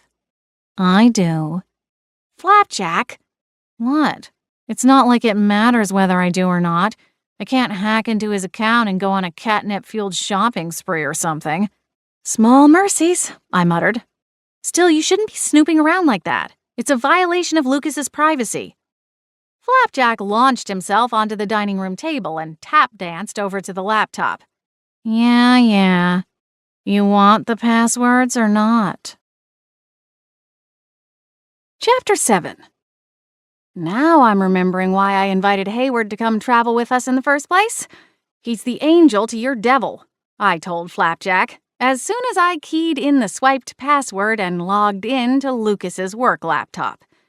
From there, I navigated to his employee dashboard, and with another stolen key code, logged in. Flapjack laughed, the sound a wheezy purr. Oh yes, the Honorable Sir Stuffy. He's available for all moral quandaries, ethical reviews, and has an impressively boring array of cravat advice in case you ever need it. I ignored Flapjack's taunting and took a moment to orient myself. I'd seen Lucas use the program before, but I wasn't entirely sure how to find what I was looking for. It took a few minutes, but I found a map of Seattle, dotted with red pins, marking the locations throughout the city that used the security firm's services. There was a search bar at the top, and I entered the cross streets Wanda had provided, noting the location from where Tessa was kidnapped. Pressing enter, I sucked in a breath and waited for the results to populate. The map zoomed in closer to the address and noted 4 buildings. Okay, so let's start with these. I clicked on the first one, and a new window opened. It was a database of all the footage from the cameras posted at that business's address. Everything was stored digitally in the firm's encrypted cloud, and more high-tech and accessible than cheap cameras used by a lot of companies that only held a short window of data and could easily be overwritten or manipulated. Lucas's firm was internationally renowned for a reason. This one is the closest, but it's still a couple of blocks away from where Wanda said she was taken. I frowned. Let's see if it caught anything at that time. The van had to come from somewhere. Maybe we'll catch it. With a few clicks, I entered in the time I wanted to search, and a video filled the screen. There were multiple camera angles, each showing in its own frame. Another click, and I was able to filter through them one at a time. I clicked away from the ones showing the building's lobby and concentrated on watching the street. Wanda hadn't been able to tell the exact time of the kidnapping, but she'd gone to alert the other 2 ghosts and then came straight to Lucas's condo from the University District. If I had to guess, I'd say Tessa was kidnapped somewhere between 9:30 and 10 o'clock. So that was where I started the replay, slowly moving the video forward, intently studying every detail, every car, every pedestrian. I didn't know exactly what Tessa looked like, but the ghosts had given a detailed description, including what she'd been wearing that night. And I'd seen what she'd looked like at 17, reflected back in her twin sister's ghost. My heart jolted when I spotted her on the street. The same light blue puffer coat, with black slacks, her sandy blonde hair pulled back into a high pony. That's her, I exclaimed, tapping my finger against the screen. Tessa emerged from a small coffee shop, wedged between the hotel and a bank. Wanda said she'd seen her leaving the coffee shop. This is right before she's taken. I glanced at the timestamp, 9:48. Kind of late for an espresso, I commented. Could be tea, Flapjack replied. She worked nights, I said, remembering what the ghosts had told me. Wanda said she would sometimes go to the club right after working her normal job at the drugstore. Maybe that's where she's headed and needed the caffeine jolt to get her through a shift at the bar. We watched the video for as long as we could, before I had to back up and find the next camera and zero in on the time she walked past its line of sight. It was a little frustrating, bouncing around, but after some trial and error, I managed to jot down the timestamps and camera numbers for her entire route. She vanished between this shot and the next camera on this hotel, I said, gesturing at the pins on the map. There are a few other buildings between the two. Hopefully, the detectives will be able to pull more footage. So, next stop, coffee shop? Flapjack asked. I glanced over at him, my brow creased. If she was a regular, someone there might know something. I don't know, I said, logging out of the laptop. I have to be ready to meet Lucas at the open house we found last night. That's the whole reason I'm in town. You don't have to be there for hours, Flapjack insisted. I held up a hand. Let's wait and see what the detectives find. The SPA should be calling me back soon, too. For all we know, this is some kind of extreme hazing or something to do with that snake tongue thing. I don't know much about secret societies, but the whole idea sounds pretty sketchy to me. All right, suit yourself. In the meantime, let's go see those flying fish. I laughed. The fish don't actually fly, you know. The merchants just toss them. I don't really care how it happens, Scar. I just want to see it. All right, fair enough. Let me get ready. We should have time to cruise around Pike's place before the open house. Flapjack leaped off the table and did a swirl around the table. Dinner and a show. The SPA did call to follow up, right as I was putting the finishing touches on my makeup, preparing to go and meet Lucas at the open house. Flapjack and I had spent the morning and early afternoon walking around the market. Well, I walked around the market. He mostly stayed glued to the fish vendors, watching them work. I picked up a few trinkets and a new scarf, then circled back and retrieved the mesmerized feline. I set my powder brush aside and picked up the phone. Hello, this is Scarlett. Yes, hello, Miss Sanderson. This is Esme with the Supernatural Protection Agency. I was calling to discuss the tip you called in yesterday. Which one? I asked, cringing slightly that I even had to ask. I didn't want the SBA to think I was turning into some kind of alarmist. Oh, this is in regards to the suspected kidnapping? Esme cleared her throat. The case does not appear to be supernatural in nature. And according to our contacts, the local law enforcement has already begun investigating. We will defer to their efforts. But what about the ghost repellent? That isn't something that just anyone could come up with. Most people don't even believe in ghosts, let alone seek out ways to repel them. I'm sorry, Ms. Sanderson, that's all I know. I'm only relaying what the agents told me. I sighed. Right, okay. Well, thanks anyway. Oh, and while I have you, can you change my name on record? I recently got married. It's Sanderson Green now. Now that is something I can help you with, Esme chirped. After a few minutes, we ended the call, with my name change sorted, but the pit in my stomach remained. Unless I could prove there was something funky going on, the SBA wasn't going to be my safety net on this case.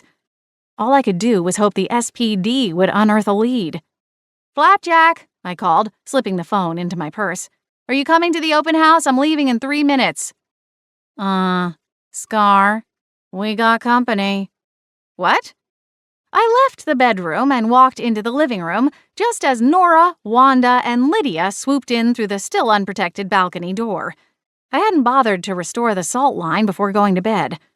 I glanced at my watch. I needed to leave in a few minutes if I wanted to meet Lucas on time.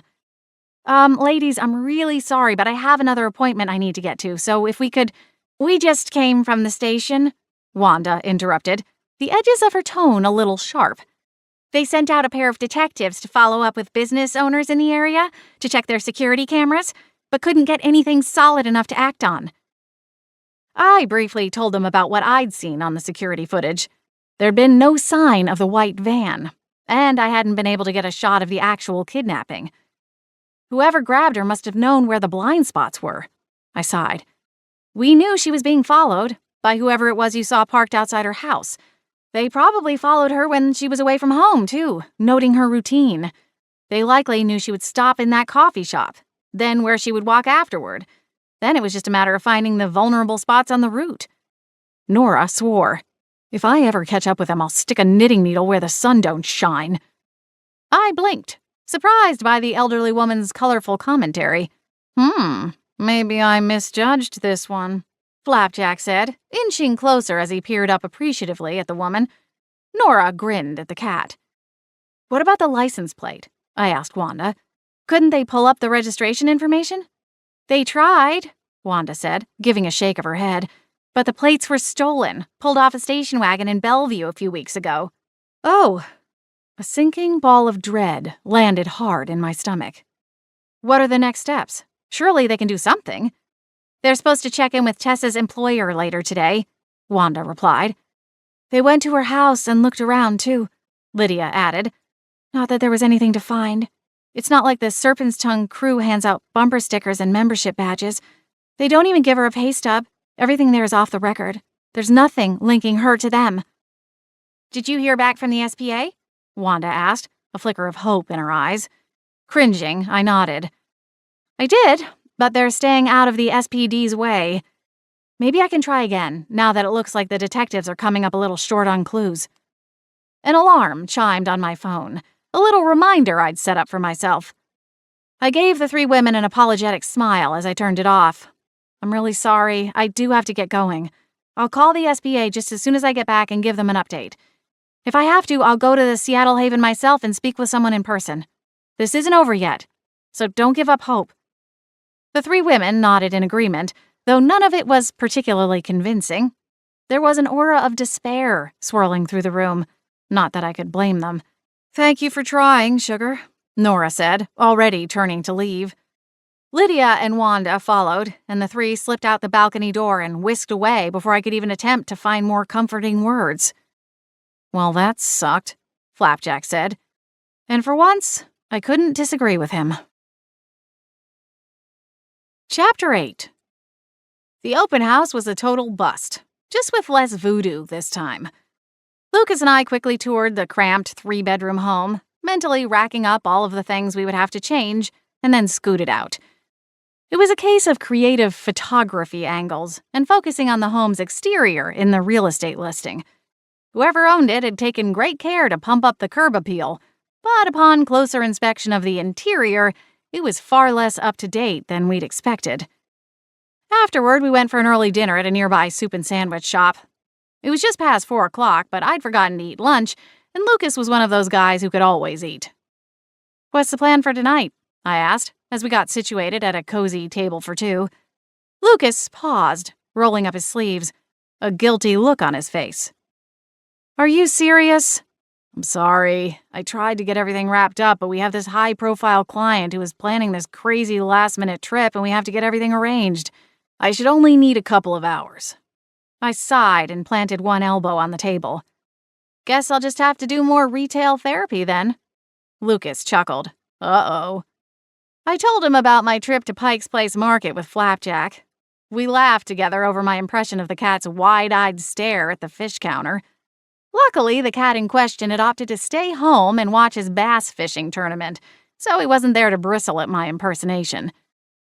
It actually felt a little odd, being on a ghost-free outing. Gwen and Hayward were off together, exploring the city, or perhaps taking in a show. I was sure to hear all about it when they got back home. A bell chimed at the counter, and Lucas went to retrieve our meals. He placed a tray in front of me, a classic grilled cheese and tomato soup combo. Nothing like pure comfort food on a rainy afternoon. Agreed, he said, sliding back into his own seat. He'd ordered a massive bowl of corn chowder and dug in happily. We ate and talked about the other house listings we were considering. Yvonne, our real estate agent, was lining things up for the next few days. Assuming Lucas's work gave him a minute's peace. When we finished, Lucas cleared the table and I popped into the ladies' room. The rain had picked up a little since we'd stepped into the cafe, and I was reluctant to leave the cozy atmosphere behind. See you at home? Lucas said, turning to me. I kissed him. See you at home. With that, he pushed open the door and we both made a mad dash through the rain to our respective vehicles. I arrived back at the condo, halfway expecting a full house again, but Flapjack appeared to be flying solo, still propped up on the couch, glued to the TV. Hello, I called, shrugging out of my waterproof jacket. I hung it up in the closet and then kicked out of my low-profile heels. Did you get yourself into any more shenanigans? Flapjack asked, not bothering to look at me as I made my way into the living room. It was a shenanigan-free outing, but the house was a no-go. Sighing, I sagged back against the couch. The condo was a corporate rental, and a high-end one at that, but the decor and furnishings skewed modern and cold, nondescript. Whoever had selected the furniture had clearly placed design above comfort. I missed my sagging second-hand sofa back in Beechwood Harbor. It wasn't much to look at, but it was one of those couches that was hard to get up from once you sank into the cushions. Plus, it had colorful throw pillows, and in my opinion, every couch needed a good 3 or 4 throw pillows. On the TV screen, 2 men were wrestling a massive fish onto the deck of a boat. The poor thing flopped around violently as it struggled to get free of them. My nose wrinkled. "This is awful, Flapjack. Why do you like this stuff?" "What am I supposed to watch?" he replied, still not taking his eyes off the large flat screen. "Ugh, I don't know. Anything but this." I surged up from the couch and wandered into the kitchen. I was still full from the late lunch/early dinner with Lucas, but I found there was always room for a block or 2 of dark chocolate. I pulled a bar from the cabinet. Lucas always surprised me with a new variety each time I visited. This time he'd selected a 60% cacao with a hint of orange oil. Salivating, I broke off 2 squares and then replaced the bar back into the cabinet. Nibbling one corner of my treat, I paced back into the living room and hit the power button on the TV remote. "Hey," Flapjack protested, craning around to glare at me. "I'm bored." His tail twitched in response. "Why don't you go read a book then? Play a game. Something. What's that one all the humans are obsessed with? Candy Crush. Try that." I laughed. "I already have it on my phone, but I'm not in the mood to sit around tonight." Sweeping toward the window, I stared down at the city below, bustling with activity. "Come on. Gwen and Hayward are out there. We should go too." "Aren't you supposed to be meeting your new pals tonight?" "I kind of like the old one. You think she'd really stick someone with a knitting needle?" Rolling my eyes, I turned away from the windows. "Yes, the 2 of you would make quite the pair." Flapjack smiled. "I don't know if they'll come back tonight, but I was kind of thinking we could swing by the coffee shop after all, since the other leads seem to be drying up. Wanda said she was a regular there, so maybe someone knows something." Flapjack bounded off the couch. "Let's go." I raised a brow. "Why are you so eager to get there? Normally you try and talk me out of getting involved in things like this." The cat flashed his teeth in a wide smile. "I saw a sushi place a few shops down when you were looking at it on the video." I slapped my hand against my face. I should have known. The interior of Cuppa matched the image I'd created in my head based off the exterior. It was cozy and homey, opting for comfy chairs and low tables, designed for lounging and relaxing. A wall of bookshelves dominated the right side of the shop, and from the looks of the spines, most appeared to be second-hand. The dining area was close to capacity, with nearly every chair occupied. A lot of them looked like students, hunched over laptop keyboards, not taking their eyes off the screen as they sipped from ceramic mugs. A blonde with a pixie cut chirped a greeting from behind the counter. She held a broom in one hand and a dustpan in the other. As soon as she finished saying hello, she disappeared from view, squatting down to sweep up whatever debris she'd corralled with the broom. "Seems like your kind of place," Flapjack noted as we strolled to the cash register. "I think you have that same chair." I followed his gaze and realized he was right. I'd picked up a similar recliner at a yard sale the previous summer. The fabric was sort of funky, and it had been one of the last remnants in the Hendersons' driveway at the end of the hot August afternoon. "Yes, I believe you called it my old man Fraser chair," I reminded the cat, before realizing we were in public and that I was casually chatting to air. Oops. Luckily, aside from the barista, everyone in earshot had earbuds or headphones and didn't notice me. "Sorry about that," the blonde said, straightening. She took the dustpan to the garbage and thumped it against the side, knocking the dust and coffee grounds into the large can. With that finished, she set the broom and pan aside and quickly washed her hands. "How are you doing tonight? Hopefully you didn't get too soaked out there." I smiled. "Not too bad." "Good." She tapped something into the register. "What can I get for you?" I glanced at the menu, then back at the young woman. She looked to be in her 20s, maybe the same age as Tessa. Wanda said that Tessa had worked at the coffee shop before moving on to her job at the drugstore. Hey, this is probably going to sound weird, but do you know Tessa Landis? The girl nodded. Sure, she used to work here. I think she came in here last night. It was kind of late. Did you happen to see her? Oh, I wasn't working last night, but it wouldn't surprise me. She comes in here all the time. The blonde laughed to herself as though she'd told a little joke. You know, when she first started coming in as a customer, we all thought it was kind of a screw you to the management. She'd come in with designer purses, flashy jewelry, and make a big show out of throwing 20s in the tip jar. My brows furrowed. Why would she want to send a message to management? The blonde blew her wispy bangs out of her eyes. Because they fired her? Accused her of stealing. From the till? No, she replied. From customers. I blinked. Oh. The blonde shrugged. They never could prove it, but things would go missing when she was around. People would get their phones swiped, tablets, wallets. What made them think it was Tessa? She just kind of had this sketchy thing about her, you know?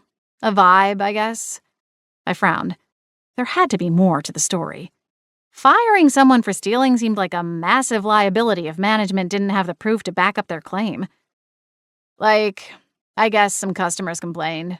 Said they'd ask Tess to watch their stuff while they used the bathroom or whatever, and then stuff would be gone and she'd apologize and say she hadn't been paying attention or that she'd had to go take an order. That kind of thing. Anyway, she didn't seem to care, she continued.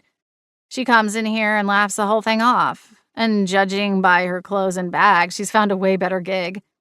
The barista moved toward a tower of upside-down cups. What did you want to order? I'd recommend the almond mocha. It tastes like one of those fancy chocolates that comes wrapped in gold foil. Ferrero Rocher? I asked. The blonde snapped her fingers. That's the one. I really need to write that down one of these days. I always forget. She laughed to herself again and grabbed a large paper cup. It's really good, I swear. Okay, yeah, sure, I'll do that. I paid for the drink, slipped a couple bills in the tip jar, and then wandered to the other end of the counter. As I waited, disappointment rolled in like a fog, obscuring my next steps. Flapjack jumped up and wove around a sugar shaker and cup of straws, as if they'd been placed there solely to serve as his own personal obstacle course. In life, he hadn't been allowed on the countertops. My mother squirted him with a houseplant mister anytime he got caught doing something naughty. Sometimes I got the feeling she would have liked to use it on me as well. Smiling absently at the mischievous cat, I didn't catch the moment the barista started speaking to me again. Might be able to tell you where to find Tessa. I straightened, giving the young woman my full attention. I'm sorry, what did you say? She jerked her head toward the front of the shop. A young man in a black athletic jacket stood to one side, removing his motorcycle helmet. He tucked the helmet under one arm and used the opposite hand to rake through his thick dark hair, making it stick out a little in the front as he approached the cash register with a half-cocked grin aimed at the blonde. Hey, Felicity, how's it going? The blonde, Felicity, waved him over. Trevor, this lady is looking for Tessa. Any chance you know where she might be? Trevor studied me for a moment, his eyes a little more guarded than before, even as his easy smile remained intact. Tessa? I have her number. I extended my hand. My name is Scarlett. Tessa's family is worried about her. They haven't heard from her lately and want to make sure she's all right. So any information you have would be helpful. Trevor glanced at Felicity. The young woman didn't seem to share his skepticism, as she happily passed me the sugar bomb in a cup drink I'd ordered. You her cousin or something? Tessa doesn't talk much about her family. I started to shake my head, and Flapjack groaned. Oh, come on, just lie. We both know it makes this whole thing go down a lot smoother. Trevor's eyes narrowed at my hesitation. I'm just a friend, I answered. A concerned friend. Tessa was here just last night. I'm trying to retrace her steps. Trevor pivoted away from me, handed Felicity a paper card. I'm cashing this in. My usual when you get a chance. Felicity licked her lips as she took the card. You got it, Trev. Let's step out of the way here, Trevor instructed, gesturing toward an unoccupied table just to the right of a small, dimly lit hallway. He placed his helmet on the table and then took one of the seats. Flapjack sailed across the coffee shop to join us, just as I sat down in the opposite chair. This place is a drag. I'm going down the street to see what they have in that sushi place. Ignoring the cat, I folded my hands on the table. This all probably seems a little odd, but I promise I'm just trying to get Tessa back in touch with her family. Trevor leaned back in his chair, bringing one ankle to the opposite knee as he reclined. The relaxed nature of his body seemed at odds with the intense look in his eyes. Something about it irked me. I could understand being a little wary. If someone came around looking for one of my friends, I might think twice before dishing out all of their personal information. This felt different, like there was something he wasn't willing to tell just anyone, that he was somehow guarding Tessa. The question was, from what? When was the last time you saw Tessa? I asked, before taking a casual sip from my drink. The sickly sweet drink hit my taste buds like a rock candy explosion, and I gagged. Oh, sweet mother! Trevor laughed. Let me guess, Felicity talked up her Ferrero Rocher drink. Nodding, I resisted the urge to wipe my tongue with a paper napkin. Yeah, those things are pretty killer. Not in a good way. Still chuckling, he got up and crossed back to the counter and helped himself to a cup of ice water from a silver water dispenser near the espresso machine. Felicity handed him his drink, and he carried both cups back to the table. He handed me the water, and I chuckled. Thanks. I washed the sugar overload from my mouth, downing the cup in 2 gulps. You need another? Trevor offered, still grinning. No. I shook my head and wiped my lips with the napkin. Thank you, though. I used to work here, he said, nudging his chin back toward the cash register. When Felicity was trying to perfect her recipe, she used the rest of us as her guinea pigs. Eventually, we all just got so nauseated trying her various concoctions that we agreed to land on this one as the winner for her signature drink, he explained, using air quotes. She's a sweet girl. When she's not trying to poison people, I quipped. Trevor chuckled. Most of the regulars know to steer clear when she's handing out sampler cups. Well, maybe you should consider putting caution tape on her back or something, so we tourists can get a heads up too. Trevor tossed his head back and laughed. That's a good one. I'll take it to the committee. Thank you. I laughed and set the empty water cup aside. I saw Tessa about a week ago, Trevor offered. She tends to come in once a week or so. I guess you already know that she used to work here too. I nodded. Felicity said she was fired for stealing. Do you know anything about that? Trevor exhaled as his smile twisted into a pained frown. Tessa was stealing from customers, he said. I was the first one to catch her. I was coming back from break and saw her swipe a guy's wallet when he was looking the other way, getting his laptop out of his bag. Guy didn't even realize it was gone. He came in the next day trying to retrace his steps. Did you confront her about it? Not right away. Trevor scratched his jaw. But when the guy came in, asking if we had a lost and found, I made a point of asking Tess about it. She played dumb. We took our break at the same time that night, and I told her flat out I saw her steal it. How'd she take that? Trevor twitched one shoulder. She lied, said I was crazy, that she wouldn't steal. I held my ground, and she crumbled pretty quickly. She started to cry and told me about her situation. He considered me for a moment. I guess you know about that already? My nerves fluttered, unsure of how to answer. Was it best to stick to my flimsy cover story that I knew Tessa's family? It technically was true to a degree. I knew her sister. She just happened to be dead. I also had no way of knowing what story Tessa had given Trevor. Had she told the truth about her father and the gambling debt? Or had she woven together some alternate backstory as a rationale for the theft? I know she's had some money trouble, I said, leaving the specifics open to Trevor's interpretation. From the quirked jerk of his lip, it appeared he took my answer as a bit of coded messaging. And do you know where the money's been going? The conversation was beginning to feel like a verbal game of chicken. Neither of us wanted to be the first to spill the full story, for fear the other didn't know what we perceived as the truth. I trusted my version of events, seeing as they'd come directly from an eyewitness, but I also wanted to know what Trevor knew, or thought he knew. I exhaled. Listen, let's just cut through the smoke and mirrors. Does serpent's tongue mean anything to you? Trevor blinked. He hadn't been expecting that curveball. You know about that? I nodded, not providing more information. He took a long sip from his to-go cup, eyeing me. Have you ever been? No, but it's my next stop after this. How are you going to get in? You have the right code? Blast!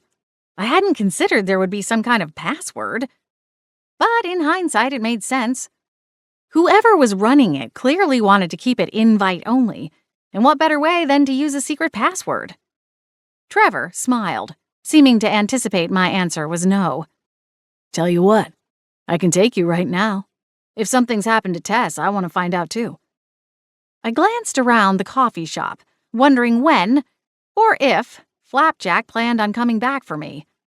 If I left with Trevor and he came back to find me gone already, I was going to have one cranky cat on my hands later tonight.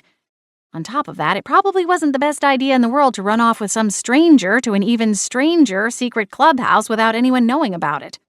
You're sure you don't mind? I asked Trevor, in an effort to stall for time. He rose from his chair. Not at all. Let's go now before the rain gets any worse. Okay.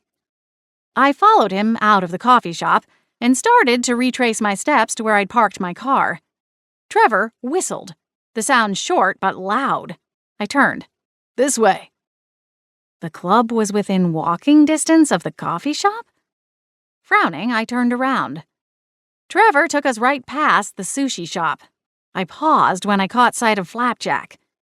He stood atop a glass fish tank, eyeballing the poor souls who were biding their time before they'd find themselves enveloped in rice and packed into seaweed.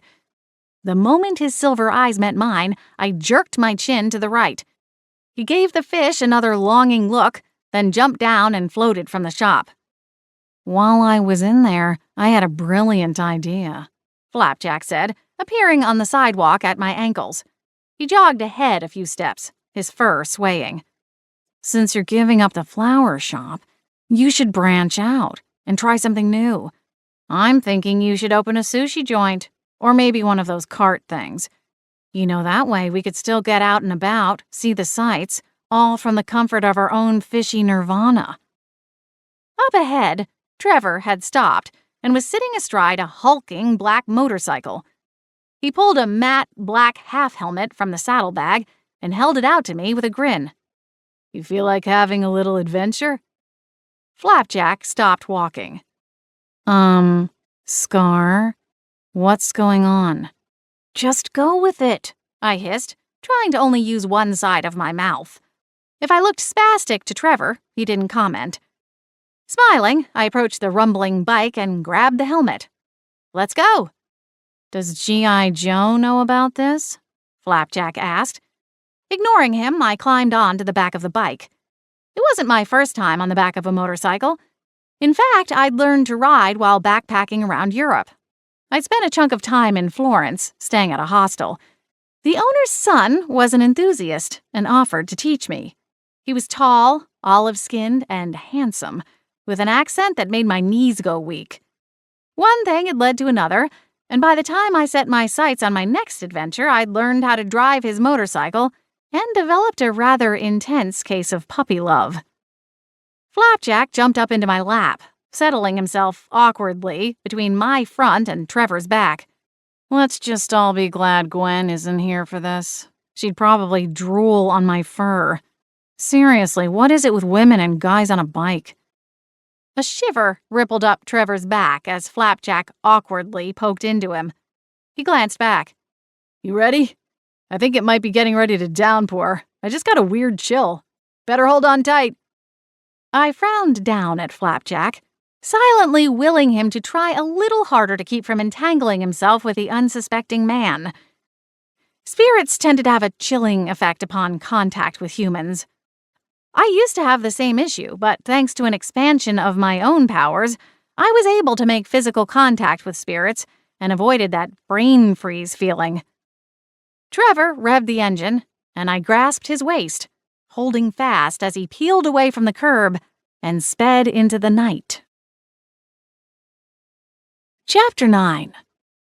Trevor took us on a wild ride through the city, winding through the streets like he'd spent time as a stunt driver on one of the Fast and Furious movie sets, which, for all I knew, he had.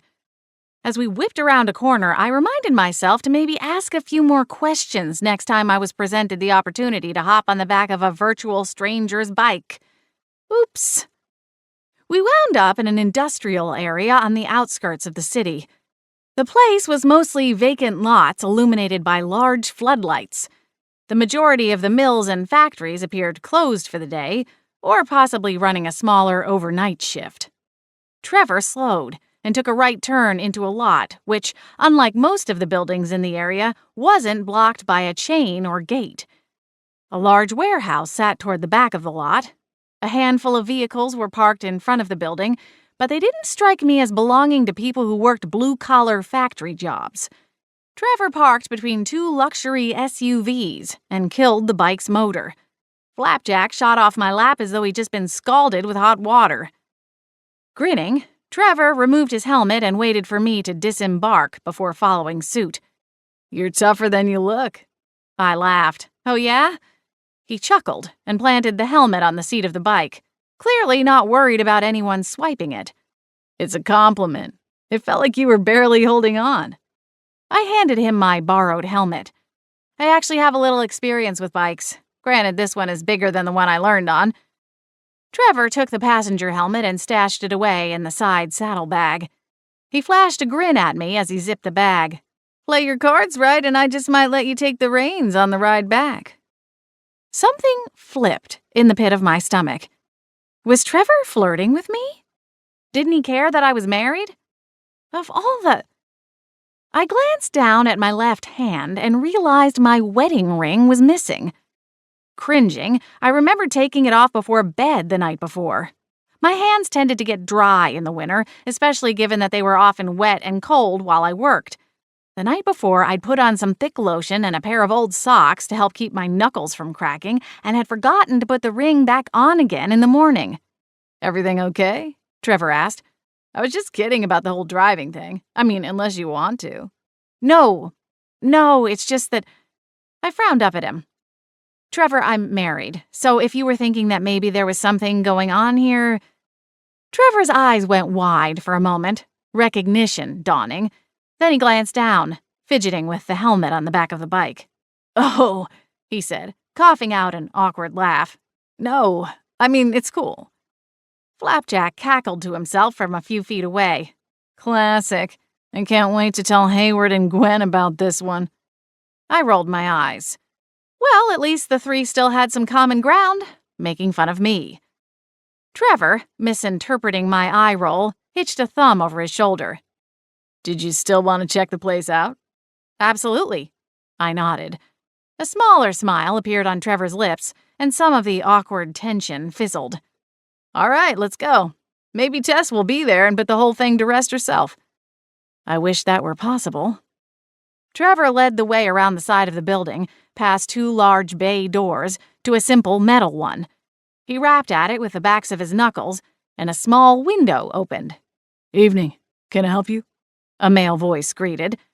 I couldn't see the man's face, but my mind conjured up the image of a stereotypical bouncer, thick, bald, and a little rough around the edges. Trevor leaned closer and whispered, "Anguisse." "Anna what?" Flapjack said, suddenly at my side again. At least he'd gotten his giggle fit under control. With a grunt of acknowledgement, the man slammed the metal window shut. My gaze flicked to Trevor. He flashed an easy smile and held up a finger. Before I could ask what was happening, the door opened. And sure enough, the man holding it open pretty well matched up with the vision in my head, give or take a bulging muscle or two. "Welcome to Serpent's Tongue," he greeted, though there was no trace of warmth in his steely eyes.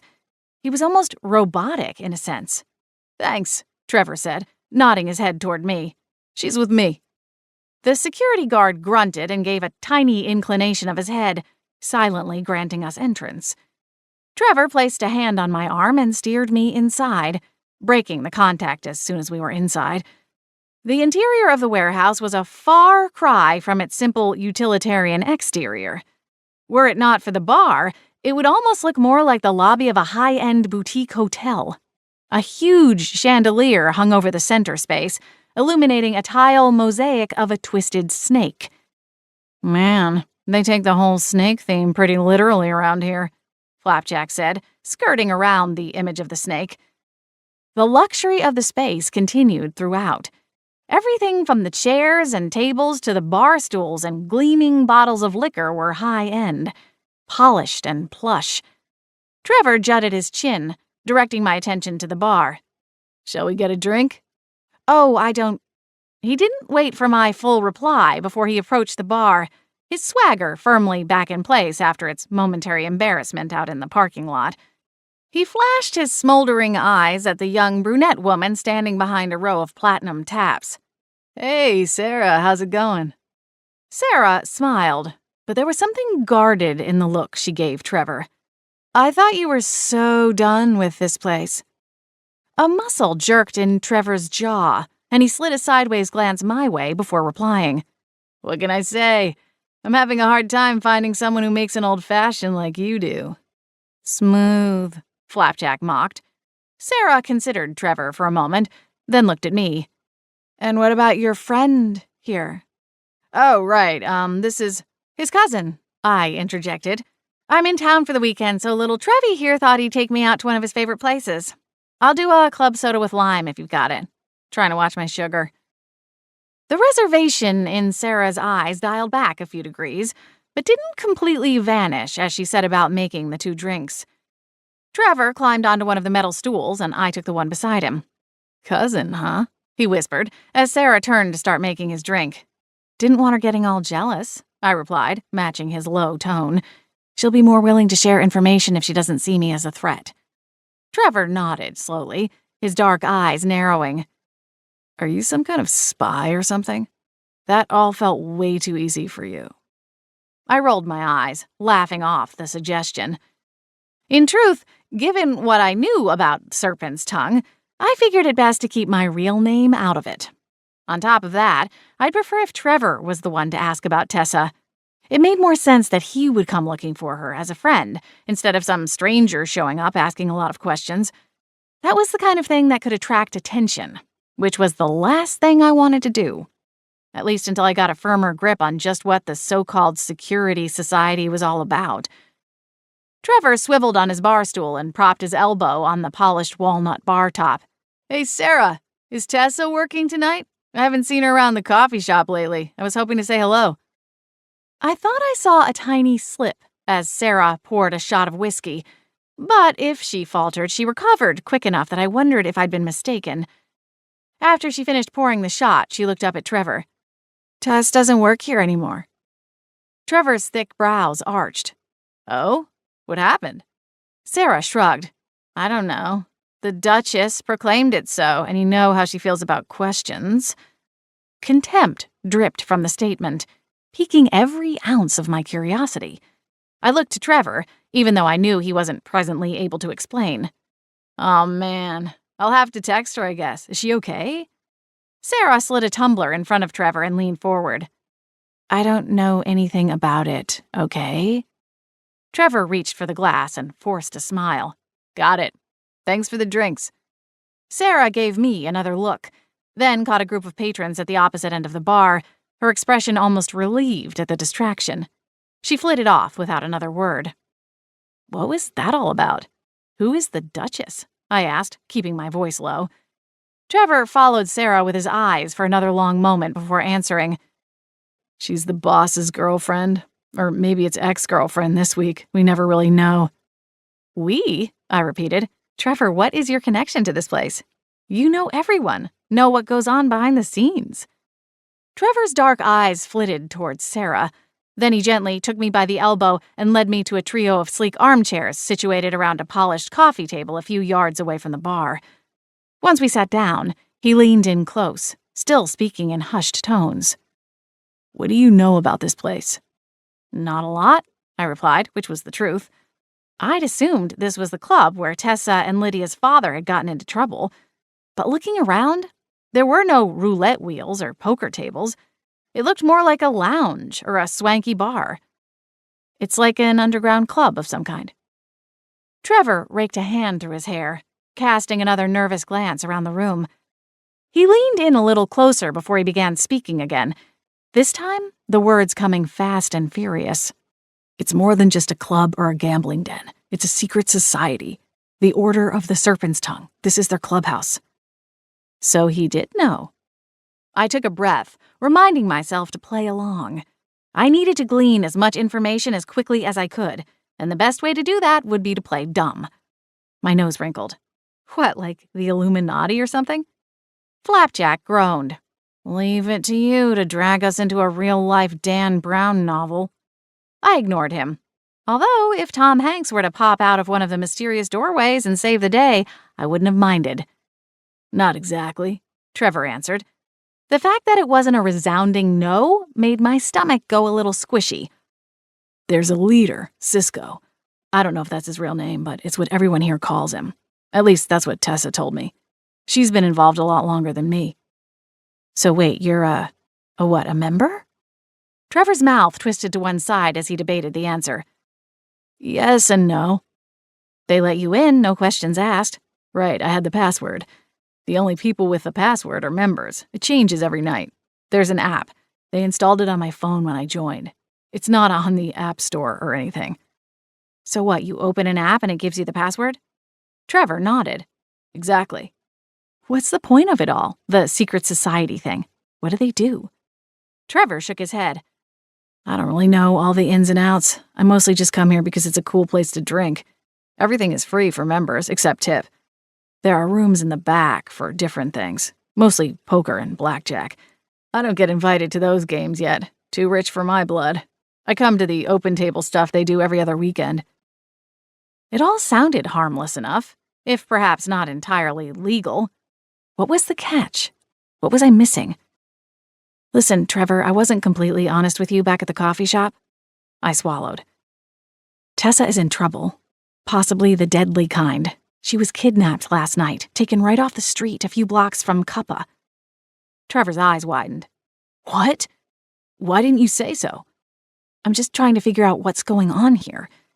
Can you think of anyone who would want to hurt her? Did she have a nasty ex, or... I paused and glanced around the expansive room. Or was there someone here who would have wanted to scare her? I don't know.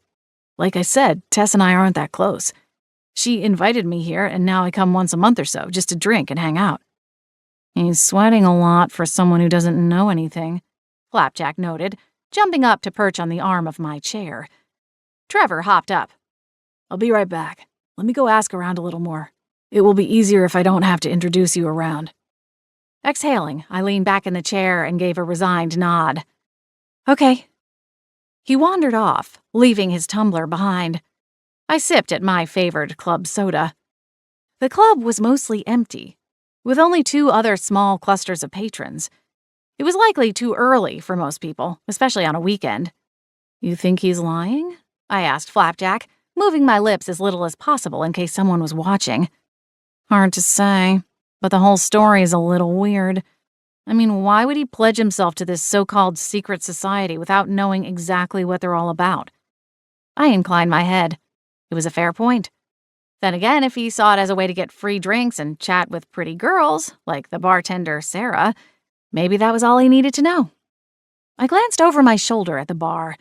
Sarah was slicing lemons and limes, likely prepping the garnish bar for the evening in expectation of a surge. Was she like Tessa, forced to work at the club in exchange for debt repayment? I was about to go and attempt to strike up another conversation with her when the table across the room burst out in an uproar of laughter. 3 of the 4 men wandered off, still chuckling and joking amongst themselves. In their wake, 1 young man remained. He was slim, with a mess of shaggy hair that fell across his face as he considered the contents of his tumbler. He barely looked old enough to have legally purchased the amber liquor. There was something about him that made it hard to look away. It wasn't that he was particularly striking. If anything, it was an almost pitiable feeling that swept over me as I watched him being left behind by the others. Suddenly, he threw back the last gulp of his drink, slammed the tumbler back to the table. When he looked up, his eyes met mine, then darted down and to the right of my face. My muscles froze. The man quickly glanced away, rummaging in his back pocket as he made a beeline out of the room. Scar? Flapjack said. I blinked. Did he just? Yup, Flapjack said. He definitely saw me. Chapter 10. Nearly 45 minutes ticked by before Trevor came back to the table. I'd been tempted to go wander around and see the place for myself, but decided against it. The whole situation was starting to give me Alice in Wonderland vibes, and not in the wonky, fun Disney way. The guy who'd spotted Flapjack hadn't returned with some kind of ghost-busting force, so I figured we were safe, at least for the time being. Trevor dropped back into his original seat and raked a hand through his hair, his eyes distracted. Well, I prompted, trying to keep my general impatience out of my voice. I asked around. Everyone is sticking with the same story. Tess got fired last week. Some people think it was a jealousy thing. Tess is a pretty girl, and Cisco noticed. Some people say that's why he agreed to let her work off the debt in the first place. Anyone else, he probably would have roughed them up a little and demanded they find a way to get the cash. My nose wrinkled. Sounds like a real winner. Trevor grimaced. Yeah. So you do know about the debt, then, I said. Back at the coffee shop, I wasn't sure. It's like I said. After she got caught red-handed swiping that wallet, she broke down and told me. She said her dad racked up a crazy expensive bill and some guy with a gun came to collect a few weeks after her old man kicked it. And she was working here to pay it back, I added.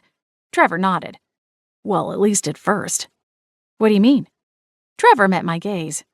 If she was so in debt to Cisco and working 2 jobs and trying to go to school, how was she able to buy all of those designer clothes and fancy purses? I don't know much about handbags, but some of the girls at Cuppa said the one she carried had a resale value of $5,000. How does a college student afford that on a retail salary? And why would she drop that kind of cash on a bag when she could use it to get herself out of here? Unless she wasn't trying to get out from under the debt, I said, connecting the dots as Trevor arranged them.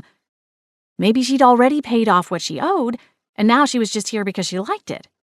When did she steal that wallet? Trevor shrugged. I don't know. I haven't worked at Cuppa in over a year, so it's been at least that long. I recalled a detail that Lydia had shared about Tessa going to Cisco's house after working a shift. Had she said it was 2 weeks ago? So a week before she got the axe. Maybe the girlfriend found out that Cisco was stepping out on her, and he letting Tessa go was a way to salvage the relationship. Trevor, do you think there is any truth to the rumors of her being with Cisco? I never saw anything, at least not from her. He would stare at her, make comments. Like you said, he's not exactly in the running for Man of the Year. Nodding, I ran my tongue over my teeth. The events were all starting to swirl together in my mind. I could feel everything linking, but there was still at least one missing piece in the chain. The thing that tied it all together. It had to be Serpent's Tongue. I wished Wanda, Nora, and Lydia had tagged along. I needed their input to know which questions to ask next. Listen, Trevor started, leaning in again. I think we should get out of here. I'm really sorry to hear about what happened to Tessa, but I don't think anyone here knows anything, and I don't want to wear out my welcome.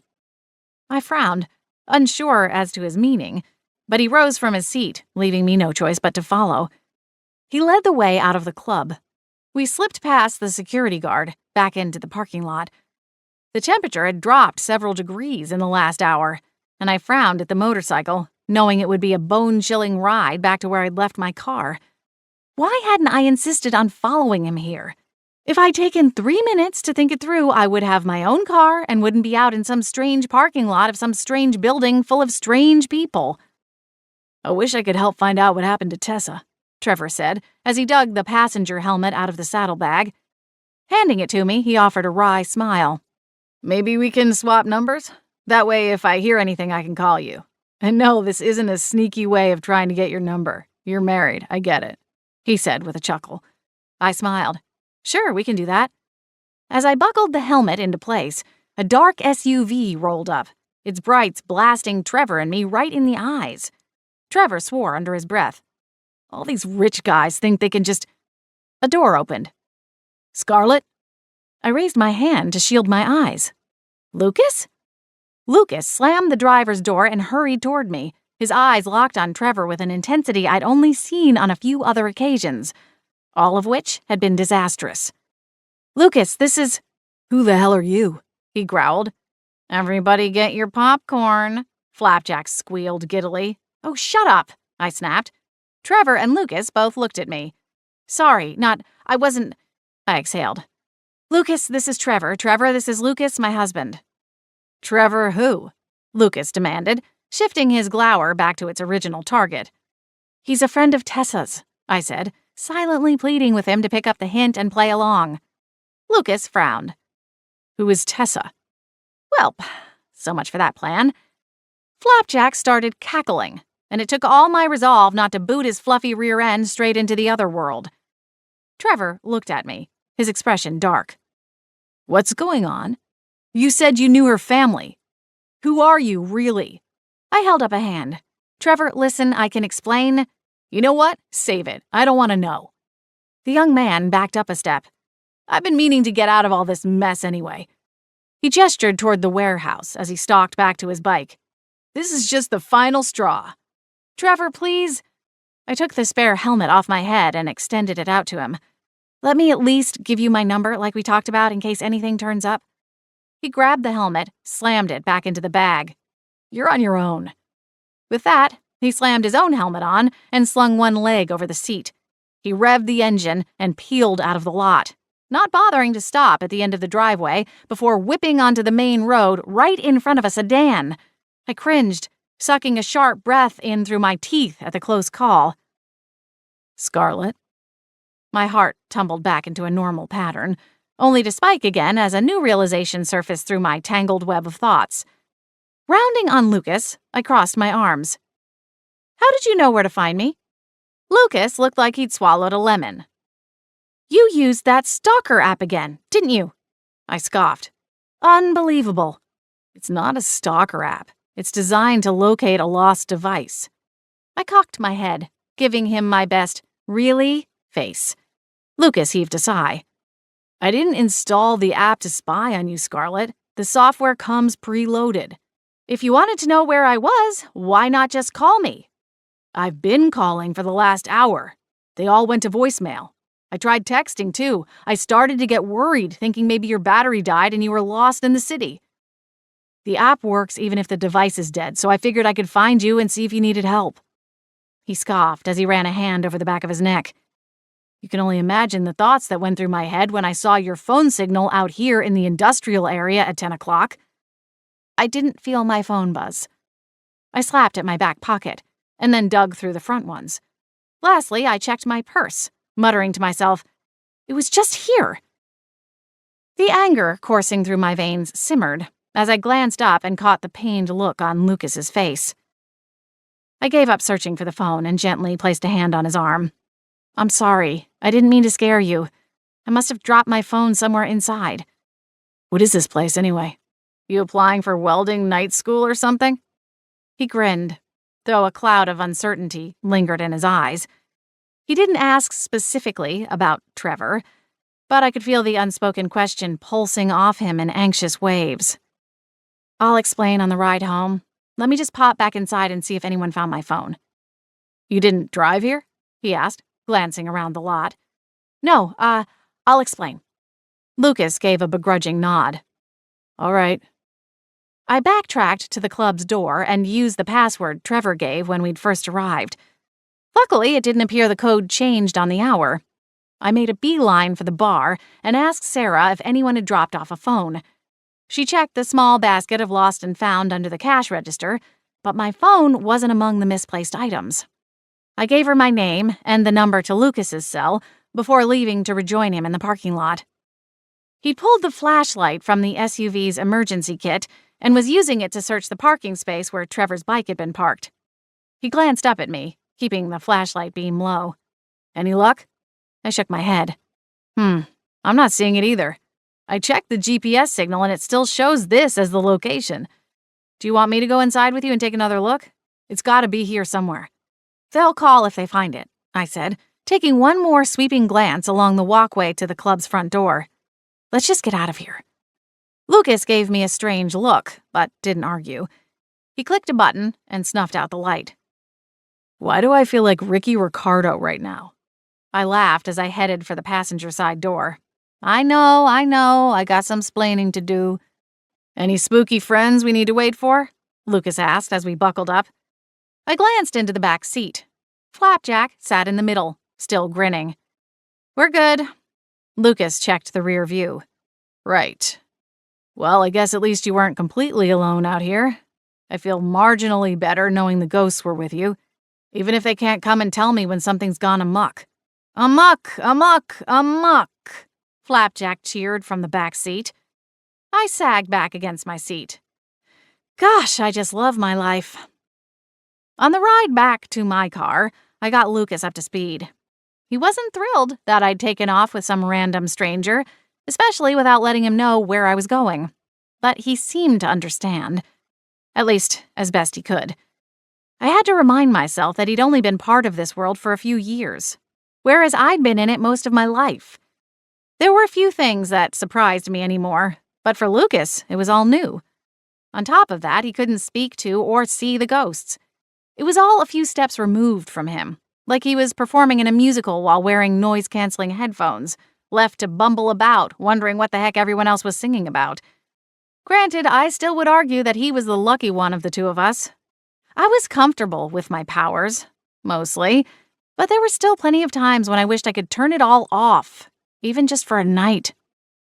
As time went on, it became clearer and clearer that there was no valve to turn off the fire hose of ghost problems that pelted me in the face every time I turned around.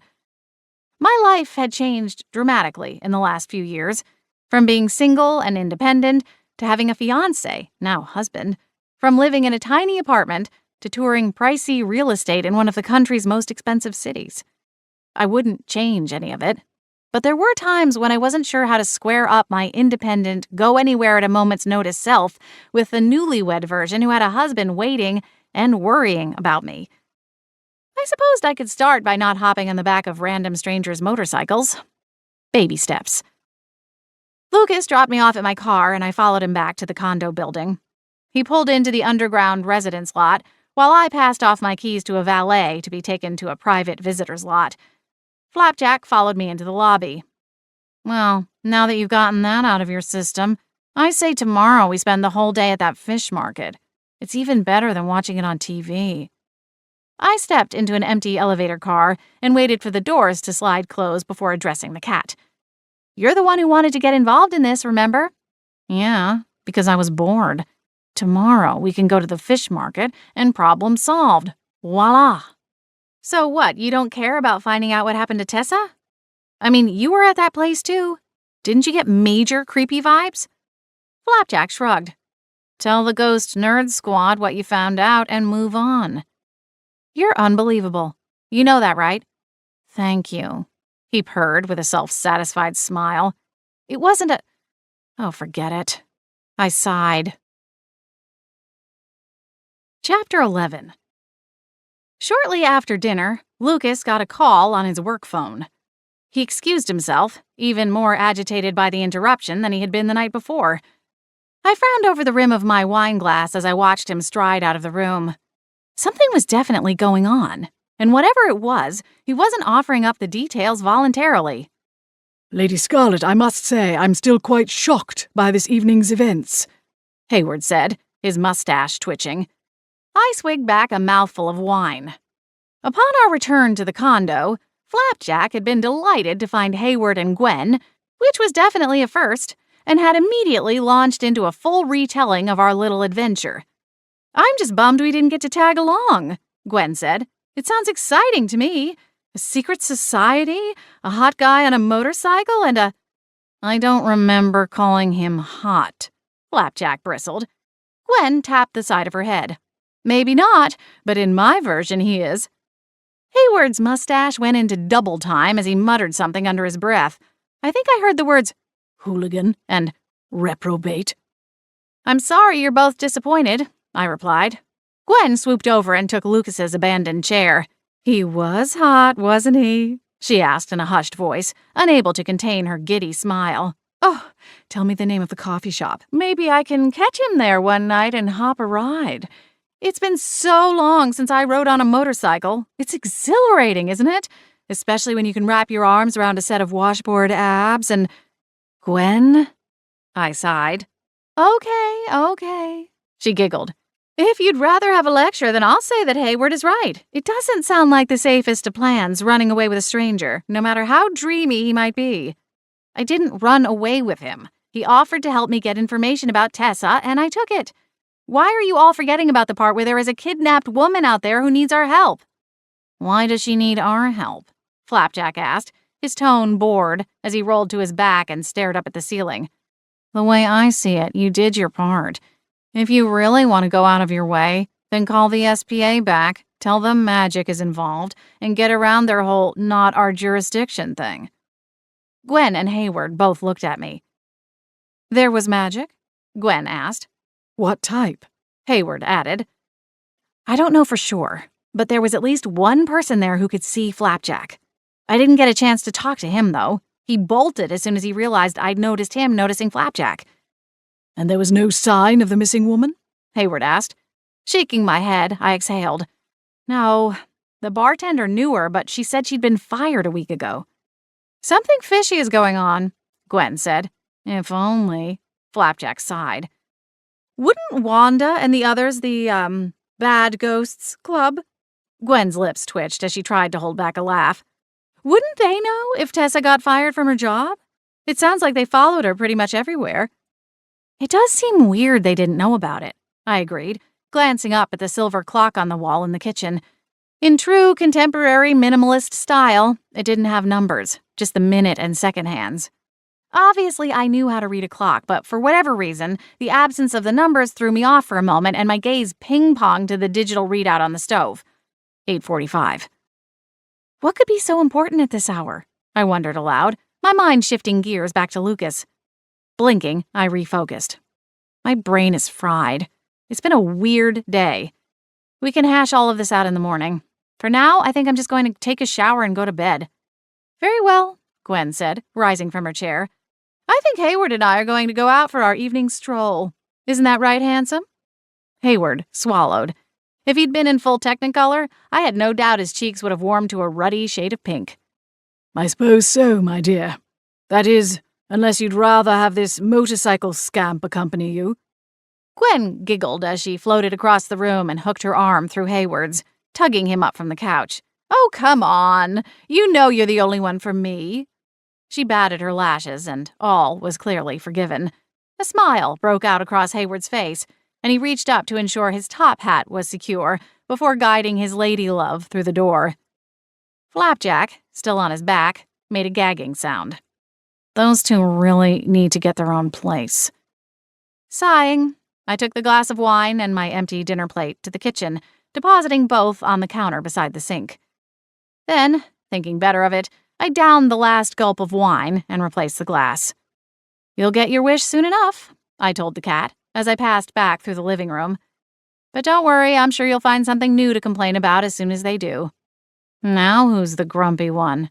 I'm not grumpy, I'm just tired and confused. I stared down the short hallway that led to the main bedroom. And I'm really starting to get annoyed about this whole emergency every night thing. Seriously, what is going on with Lucas? Is this how it's going to be all the time once I move here? It's bad enough that he's ping-ponging all over the country for various assignments. When he's home, he should be home. Amen, sister. I glared at the cat. Are you done yet? He considered it, his head tilted to one side, then nodded. I think so. Good. I rolled my shoulders and marched from the kitchen. I think I'm about to start my first argument as a married lady, and I'd rather not have the pint-sized peanut gallery tagging along. Flapjack snorted. You think this is about to be the first? Did you just mind-wipe your entire honeymoon from your memory? We didn't fight on the honeymoon, I insisted. We squabbled. Uh-huh. Whatever you say, Scar. I'm sorry, but I doubt we could find a marriage counselor that would understand the whole she talks to ghosts thing. Flapjack followed me down the hall, cackling to himself. If you find one, you have to promise I can come watch. Ignoring the cat, I knocked lightly on the bedroom door, then opened it. Lucas was sitting on the bed. His laptop opened in front of him. His phone lay discarded on the nightstand. He glanced up. Sorry, I just have to. Lucas, what is going on with work? This cannot be normal. He closed the laptop lid. It's complicated. Try me. With a sigh, he set the laptop off to one side. There's been a situation brewing for a few months now, and it all kind of came to a head this past week. And I know this is the worst kind of timing ever, but it had to be done. What had to be done? You're not making any sense. I took a seat on the foot of the bed and cast a quick glance at the door. Flapjack had decided against intruding.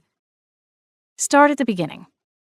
Lucas scrubbed the palm of his hand along his jawline, his eyes unfocused for a moment, as though trying to decide where exactly the beginning was. To put it simply, think of it like two teams. I'm the captain of one, and this guy, Jimmy, is the captain of the other. We all work for the same company, but at the same time, it's competitive. There are plenty of jobs, but only a handful of really good ones, so we all end up fighting a little to get awarded the top contracts. I nodded. Okay. Well, a few months ago, I started noticing that Jimmy's numbers looked a little inflated.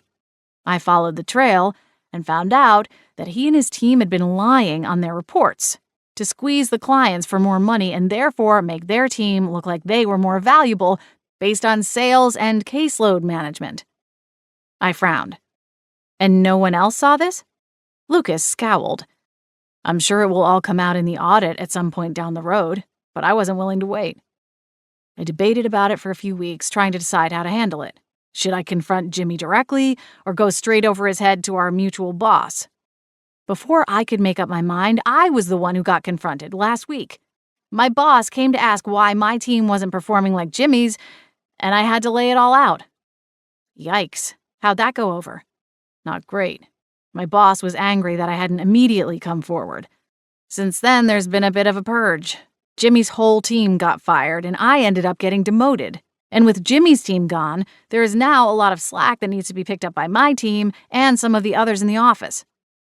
Hence the late-night calls and weekend work, I said, bobbing my head. Why didn't you tell me about any of this? I didn't want you to worry, especially since we're trying to find a house. A demotion doesn't exactly bode well for securing a mortgage.